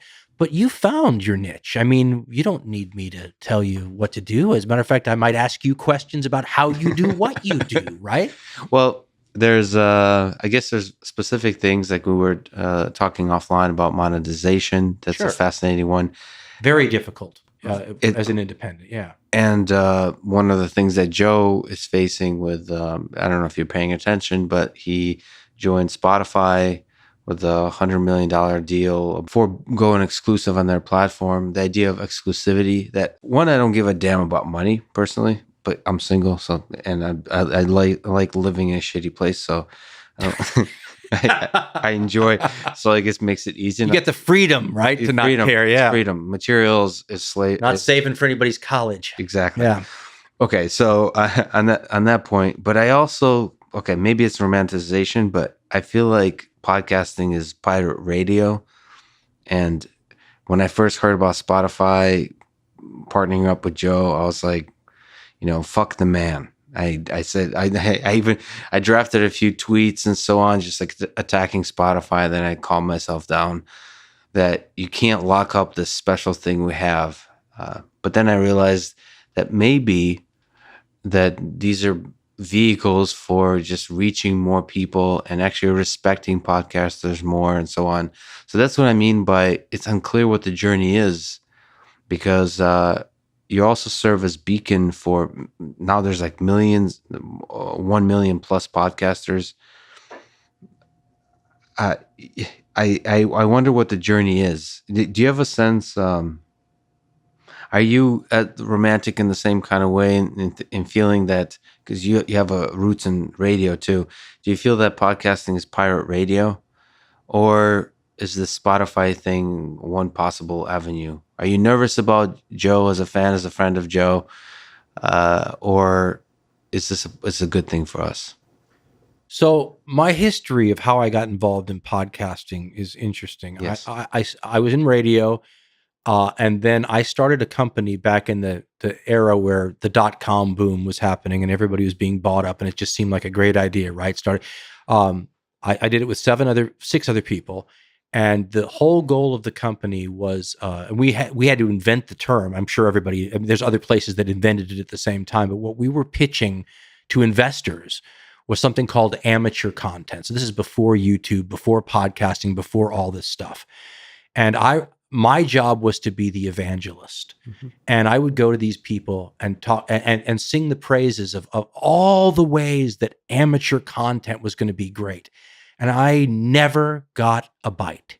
And they all told me the same thing. This isn't going to take off because anybody who's good is already going to be making money at this. And I kept saying, forget that. We're talking about scale here. If you have millions of pieces of content being made every week, a small percentage is going to be good no matter what, right? 16-year-olds will know what other 16-year-olds like. And I kept pushing this and nobody bit. But the podcast grew out of that because if you're talking about amateur content in 1999, well, then you're already you're ahead of the game in terms of not seeing where it's going to go financially, but seeing where it's going to go technologically. And so when we started the podcast in 2005, and it was the political one, not Hardcore History, which was an outgrowth of the old radio show, we didn't have any financial ideas. We were simply trying to get our handle on the technology and how you distribute it to people and all that. And it was years later that we tried to figure out, okay, how can we get enough money to just support us while we're doing this? And the cheap and the easy way was just to ask listeners to donate, like a PBS kind of model. And that was the original model. So then once we started down that, we figured out other models, there's the advertising thing, and we sell the old shows. And so all these became ways for us to support ourselves. But as podcasting matured and as more operating systems developed and phones were developed and all these kinds of things, every one of those developments, which actually made it easier for people to get the podcast, actually made it more complex to make money off of them. Yes. So while our audience was building, the amount of time and effort we had to put into the monetization side began to skyrocket. So to get back to your Spotify question, to use just one example, there's a lot of people who are doing similar things. In this day and age, we used to just sell MP3 files, and all you had to have was an MP3 player. It's cheap and dirty. Now, every time there's an OS upgrade, something breaks for us. Mm-hmm. So we're having, my choices are at this point to start hiring staff, more staff, people to and then be a human resources manager. The pirate radio side of this was the pirate radio side of this because you didn't need anybody but, you and another. You could just do this lean and mean, and it's becoming hard to do it lean and mean now. So if somebody like a Spotify comes in and says, hey, we'll handle that stuff for you. In the past, I would just say, F off, we don't need you. Yeah. I don't mind. And I definitely am not making what we could make on this, but what we would have to do to make that is onerous to me. But it's becoming onerous to me day to day anyway. And so if somebody were to come in and say, hey, we'll pick that up for you. We will not interfere with your content at all. We won't. And in my case, you can't say we need a show a month because that ain't happening, right? Mm-hmm. So everybody's design is different, right? So it doesn't, there's not one size fits all. But I guess as a longtime pirate podcaster, there are, we've been looking to partner with people, but nobody's right for us to partner with. So I'm always looking for ways to take that side of it off my plate because I'm not interested in that side. All I want to do is the shows and it's really at this point, you shouldn't call yourself an artist because that's something to be decided by other people. But we're trying to do art and there's something very satisfying in that. But the part that I can't stand is the increasing amount of time the monetization question takes on us. And so there's a case to be made, I guess is what I'm saying, that if a partnership with some outside firm enhances your ability to do the art without disenhancing your ability to do the art, it's the word I'm looking for here is it's enticing. Yes. I don't like big companies. So I'm afraid of whatever strings might come with that. Yes. And if I'm Joe Rogan and I'm talking about subjects that can make public companies, a little nervous, I would certainly be careful. But at the same time, people who are not in this game don't understand the problems that literally, just all the operating systems, all the podcatchers, every time some new podcatcher comes out, makes it easier to get the podcast. That's something we have to account for on the back end. Yeah. And I'm not exactly the technological wizard of all time. So I think it is maybe the short answer is that as the medium develops, it's becoming something that you have to consider, not because you want to sell out, but because you want to keep going. Yeah. And it's becoming harder and harder to be pirate-like in this environment. The thing that convinced me, especially inside Spotify, is that they understand. So if you walk into this whole thing with some skepticism, as you're saying, of big companies, then it works because Spotify understands the magic that makes podcasting, or they appear to in part. At least they understand enough to respect Joe Rogan. And despite what, I don't know if you So there's the internet, and there's people with opinions on the internet. Really? Yes. I've not heard about that. And they have opinions about Joe and Spotify. But the reality is two things. In private conversation with Joe and in general, there's two important things. One, Spotify literally doesn't tell Joe anything. Like all the people that think that Spotify somehow pushing Joe in this direction It's or that. contractual. Didn't he insist upon that? It's in the contract, but also, companies have a way of, even with the contract, They sure do, to be, marketing people. Hey, I know we're not forcing you. Yeah. I hate that. Yeah. But Joe, I'm with you. You and Joe are the same, and Spotify is smart enough not to send a single email of that kind. That's really smart. And they leave them be. There is meetings inside Spotify that like people. I've read about those. Yeah. People complain, but those meetings never reach Joe. That's like company stuff. And the idea that Spotify is different than pirate radio. The difficult thing about podcasting is nobody gives a damn about your podcast. You're alone in this. I mean, there's fans and stuff, but nobody's looking out for you. Yeah. And the nice thing about Spotify is they want Joe's podcast to succeed even more. That's what Joe talked about. That's the difference between YouTube and Spotify. Spotify wants to be the Netflix of podcasting, and they like what Netflix does is they don't want to control you in any way, but they want to create a platform where you can flourish even more. Because your interests are aligned. So let me bring up something that let's make a distinction, because not all companies who do this are the same. And you brought up YouTube and Spotify, but to me, YouTube is at least more like Spotify than some of these smaller. The term is walled garden, right? You've heard the term walled garden? Okay. So I've been around podcasting so long now that I've seen rounds of consolidation over the years, and they come in waves. And then all of a sudden, so you'll get, and I'm not going to mention any names, but up until recently, the consolidation was happening with relatively small firms compared to people like Spotify. And the problem is that by deciding to consolidate your materials in a walled garden, you are walling yourself off from audience, right? So your choice is, I'm going to accept this amount of money from this company, but the loss is going to be a large chunk of my audience. And that's a catch-22, because your negotiating power with that company is based on your audience size. So if signing up with them diminishes your audience size, you lose negotiating power. But when you get to the level of a Spotify, to just pick them out, there's other players, but you brought up Spotify specifically. These are people who can potentially enhance your audience over time. And so the risk to you is lower, because if you decide in a year or two, whatever the licensing agreement's term is, that you're done with them and you want to leave, instead of how you would have been with some of these smaller walled gardens where you're walking away with a fraction of the audience you walked in with, you have the potential to walk out with whatever you got in the original deal, plus a larger audience, because their algorithms and everything are designed to push people to your content if they think you'd like. So it takes away some of the downside risk, which alleviates. And if you can write an agreement like Joe Rogan, I mean, where you've protected your freedom to put the content out the way you want. So, and if some of the downside risk is mitigated, and if you eliminate the problem of trying to monetize and stay up with the latest tech, then it might be worth it. I'm scared of things like that, but at the same time, I'm trying to not be an idiot about it. Yes. And I can be an idiot about it. And when you've been doing it as independently for as long as I have, the inertia of that has a force all its own. But I'm inhibited enough in what I'm trying to do on this other end that it's opened me at least to listening to people. Yes.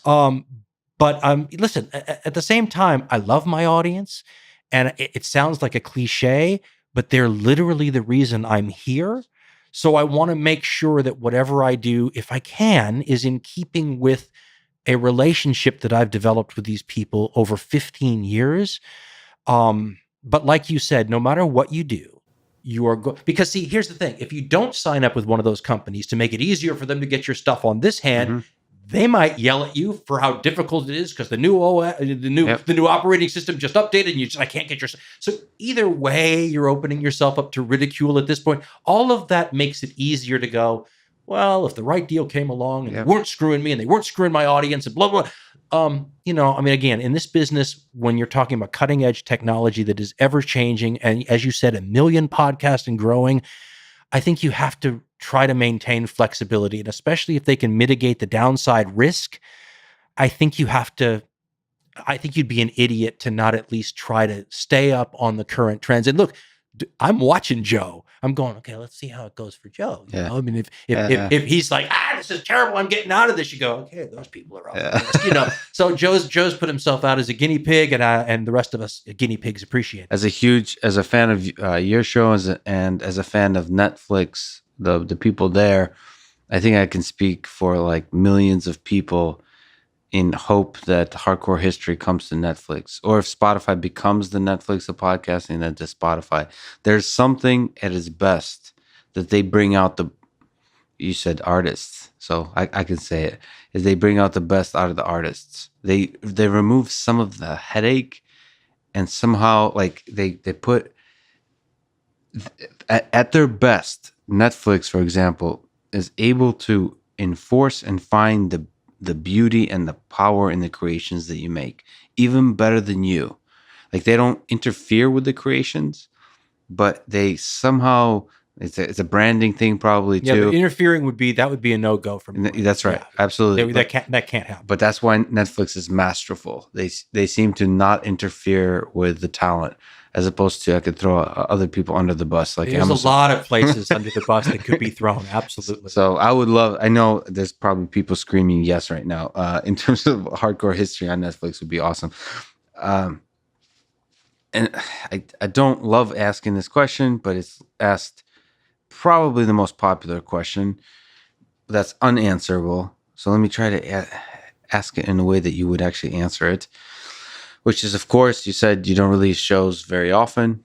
And the question is, or the requests and the questions is, well, can you tell Dan to do one on the Civil War? Can you tell Dan to do one on Napoleon Bonaparte? Can you tell him to do one, every topic? And you've spoken to this. Actually, your answer about the Civil War is quite interesting. I didn't know you knew what my answer about the Civil War was. That you as a military historian, you enjoy in particular when there is differences in the armies as opposed to contrasts. Yeah.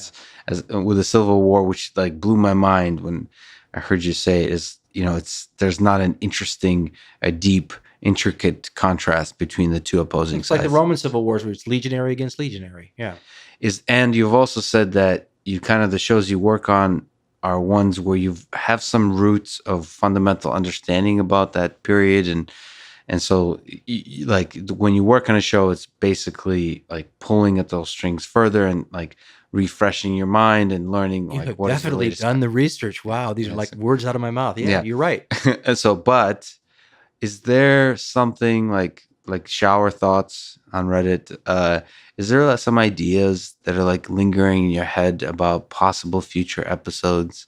Is there things that, whether you not committing to anything, but whether you're going to do it or not, is there something that's like makes you think, that would be interesting to pull at that thread a little bit?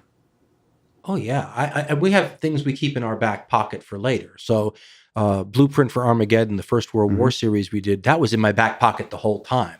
And when the centennial of the war happened, it just seemed to be the likely time to bring out what was. That was a hell of a series. That's probably one of my favorite series. My rear end, man. I have to tell you. Psychologically, you mean? Well, just when you get to these, I'm guessing here, I think it's 26 hours, all pieces together. Think about, and we don't do scripts, it's improvised. Yeah. So think about what 2020, I had somebody write on Twitter just yesterday saying, he said something like, I'm not seeing the dedication here. You're only getting 2.5 shows out a year. And I wanted to say, man, you have no idea what, the only people who understand really are other history podcasters. Yes. And even they don't generally do 26 hour, that was a 2-year endeavor. As I said, the first show we ever did was like 15 minutes. I could crank out one of those a month. But when you're doing, the last show we did on the fall of the Roman Republic was 5.5 hours. That's a book, right? And it was part 6 or something. So, you just do the math. And it felt like you were, sorry to interrupt, on World War I, it felt like you were emotionally pulled in to it. Like it felt taxing. I was going to say that's a good thing though, because that, and I think we said during the show, that was the feeling that the people at the time have. And I think at one point we said it, this is starting to seem gruesomely repetitive. Now you know how the people at the time felt. So in other words, that had sort of inadvertently, because when you improvise a show, some of these things are inadvertent, but it had inadvertently created the right climate for having a sense of empathy with the storyline. And to me, those are the serendipitous moments that make this art and not some sort of paint by the numbers kind of endeavor, And that's, to me, that wouldn't have happened had we scripted it out. So it's mostly you just bring the tools of knowledge to the table and then in large part improvise, like the actual wording. I always say we make it like they made things like Spinal Tap and some of those other things where the material. So I do have notes about things like on page 427 of this book, you have this quote so that I know, I'm at the point where I can drop that in. And sometimes I'll write notes saying, here's where you left off yesterday. So I remember. But in the improvisation, you end up throwing a lot out. And so, but it allows us to go off on tangents. Like we'll try things. Like I'll sit there and go, I wonder what this would sound like. And I'll spend 2 days going down that road, and then I'll listen to it and go, it doesn't work. But that's, like writers do this all the time. It's called killing your babies, right? You got, but people go, so this guy goes, I'm not seeing the dedication. He has no idea how many things we're throwing out. I did an hour and a half. I had an hour and a half into the current show about 2 months ago. And I listened to it and I just went, you know what? It's not right. Boom, out the window. There goes 6 weeks of work. Yeah. Right. But here's the problem. Sorry to interrupt. Do you trust your judgment on that? No. No. But here's the thing. Our show is a little different than other people's. Joe Rogan called it evergreen content. In other words, my political show is like a car you buy. And the minute you drive it off the lot, it loses half its value, right? Because it's not current anymore. These shows are just as good or just as bad 5 years from now as they are when we do them. Although the standards on the internet change. So when I listen to my old shows, I cringe sometimes because the standards are so much higher now. But when you're creating evergreen content, you have two audiences to worry about. You have the audience that's waiting for the next show, and they've already heard the other ones, and they're impatient, and they're telling you on Twitter, where is it? But you have the show's also for people 5 years from now who haven't discovered it yet and who don't care a whit for how long it took, because they're going to be able to download the whole, and all they care about is quality. And so what I always tell new podcasters is, they always say, I read all these things, it's very important you have a release schedule. Well, it's not more important than putting out a good piece of work. Yeah. And the audience will forgive me if it takes too long, but it's really good when you get it. They will not forgive me if I rush it to get it out on time and it's a piece of crap.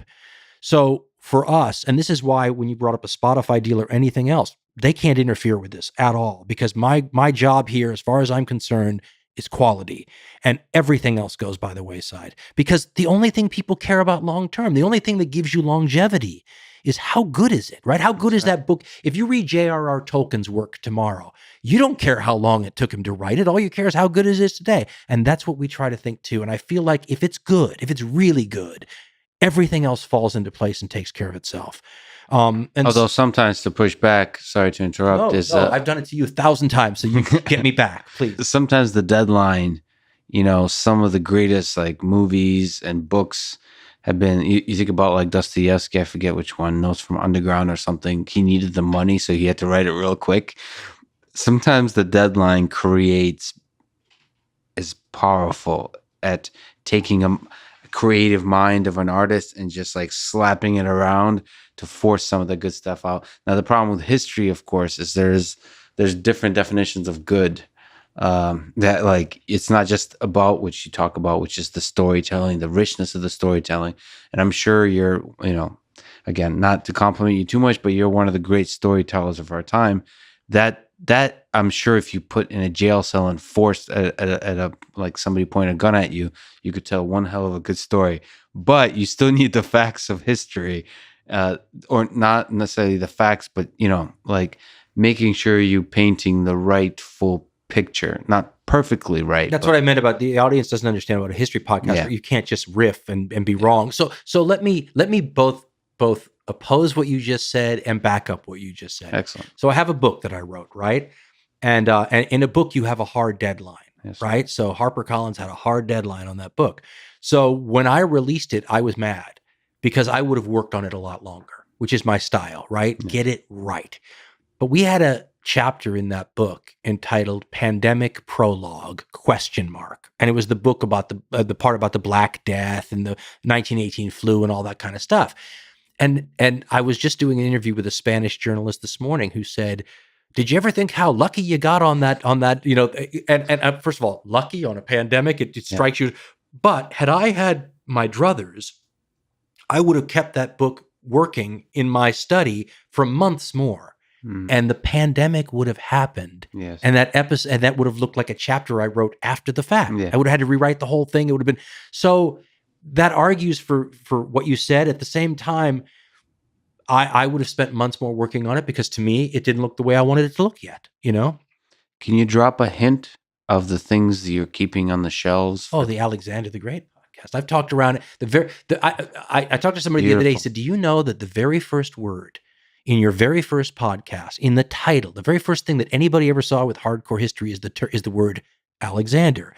And because the show's entitled Alexander versus Hitler.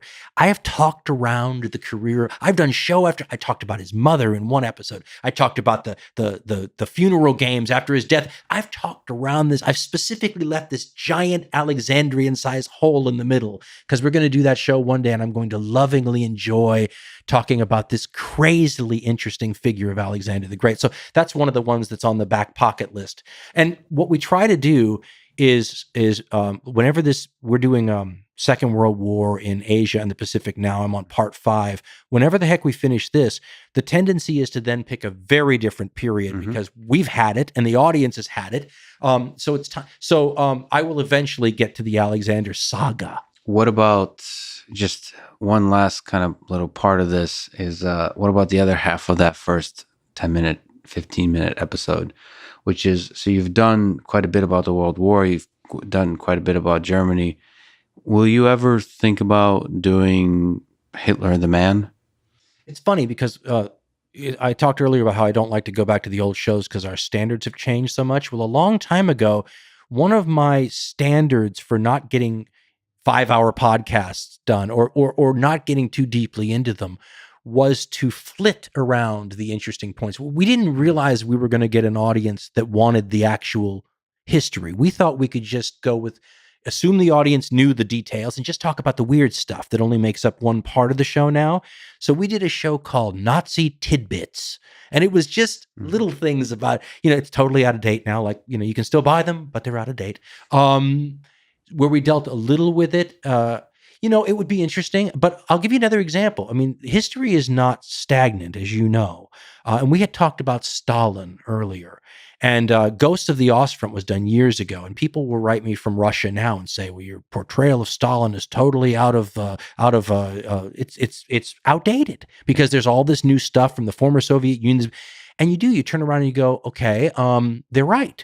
And so when you talk about Hitler, it's very interesting to think about how I would do a Hitler show today versus how I did one 10 years ago.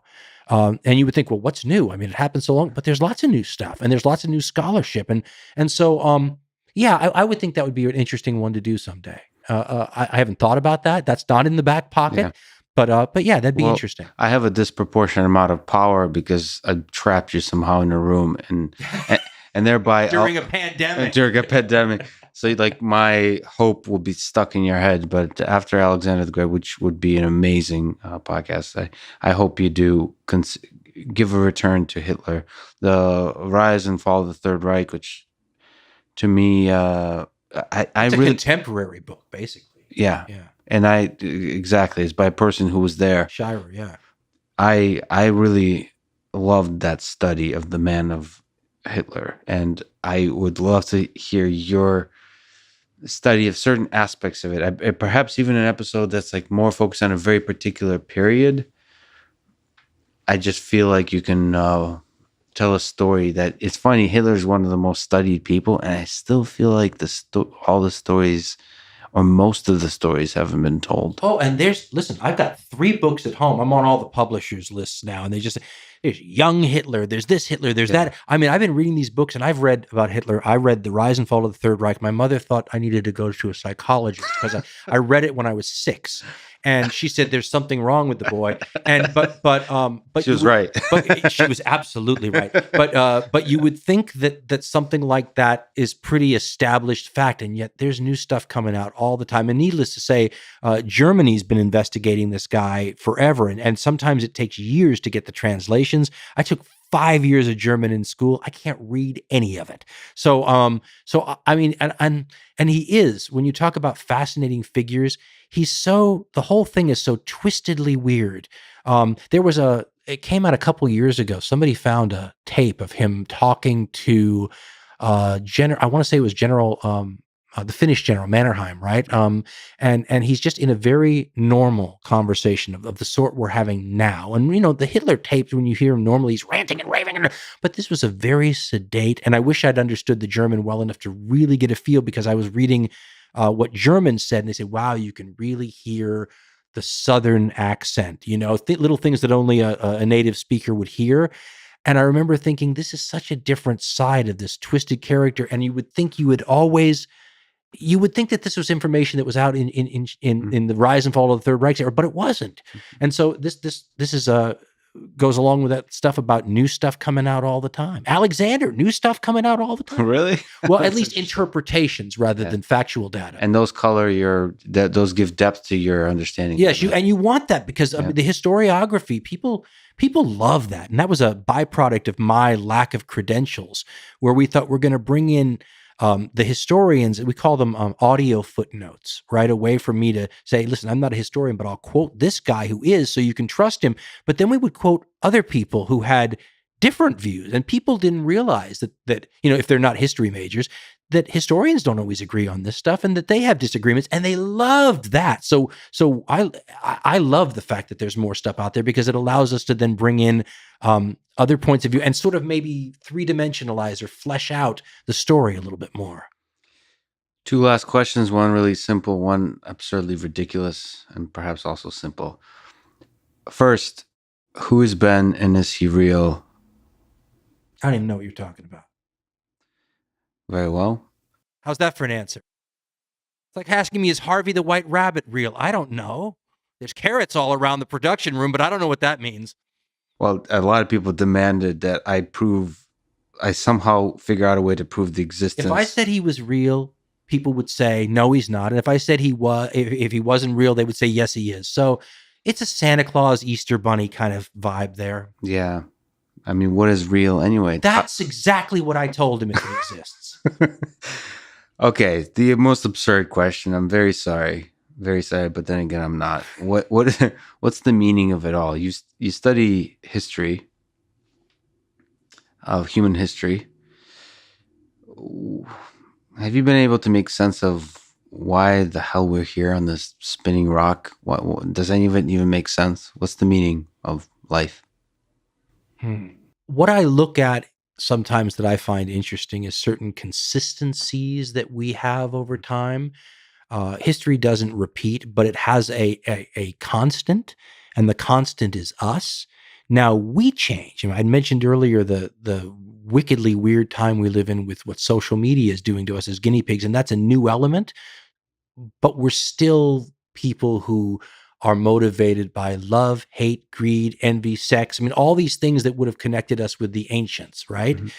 That's the part that always makes history sound like it rhymes, and when you put the constant, the human element, and you mix it with systems that are similar. So one of the reasons that the ancient Roman Republic is something that people point to all the time as something that seems like we're repeating history is because you have you have humans, just like you had then, and you have a system that resembles the one we have here. So you throw the constant in with a system that is somewhat similar, and you begin to see things that look like they rhyme a little. So for me, I'm always trying to figure out more about us. And when you show us in 500 years ago in Asia, and 800 years ago in Africa, and you look at all these different places that you put the guinea pig in, and you watch how the guinea pig responds to the different stimuli and challenges, I feel like it helps me flesh out a little bit more who we are in the long timeline, not who we are today specifically, but who we've always been. It's a personal quest. It's not meant to educate anybody else. It's something that fascinates me. Do you think there's in that common humanity throughout history of the guinea pig, is there a why underneath it all? Or is it somehow like it feels like it's an experiment of some sort?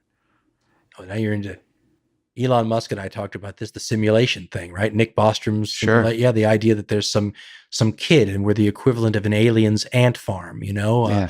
and we hope he doesn't throw a tarantula in just to see what happens. I think the whys elude us. And I think that what makes philosophy and religion and those sorts of things so interesting is that they grapple with the whys.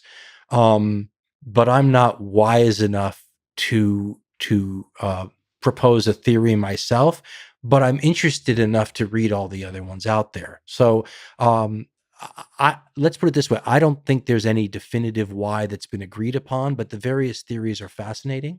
Yeah. Whatever it is, whoever the kid is that created this thing, the ant farm is kind of interesting. Well, so far, he's a little bit twisted and perverted and sadistic, maybe. That's what makes it fun, I think. But then again, that's the Russian perspective. I was just going to say, it is the Russian perspective. a little bit That's what makes the Russian so Russian history. One day I'll do some Russian history. I took it in college. Oh, that's the ant farm, baby. That's an ant farm with a very, very frustrated young teenage alien kid. Dan, I can't say I've already complimented you way too much. I'm a huge fan. This has been an incredible conversation. It's a huge gift. Your gift to humanity. I hope you. Oh, let me cut you off and just say you've done a wonderful job. This has been fun for me. The questions, and more importantly, the questions can come from anybody. The counter statements, your responses have been wonderful. You made this a very fun intellectual discussion for me. Thank you. Well, let me have the last word and say I agree with Elon, and despite the Doomcaster say that I think we've concluded definitively, and you don't get a chance to respond, that love is in fact the answer and the way forward. So thanks so much, Dan. Thank you for having me. Thanks for listening to this conversation with Dan Carlin, and thank you to our sponsors, Athletic Greens, the all-in-one drink that I start every day with to cover all my nutritional bases, Simply Safe, a home security company I use to monitor and protect my apartment, Magic Spoon, low-carb, keto-friendly cereal that I think is delicious, and finally, Cash App, the app I use to send money to friends for food and drinks. Please check out these sponsors in the description to get a discount and to support this podcast. If you enjoy this thing, subscribe on YouTube, review it with 5 stars on Apple Podcasts, follow on Spotify, support on Patreon, or connect with me on Twitter at Lex Fridman. And now, let me leave you with some words from Dan Carlin. Wisdom requires a flexible mind. Thank you for listening and hope to see you next time.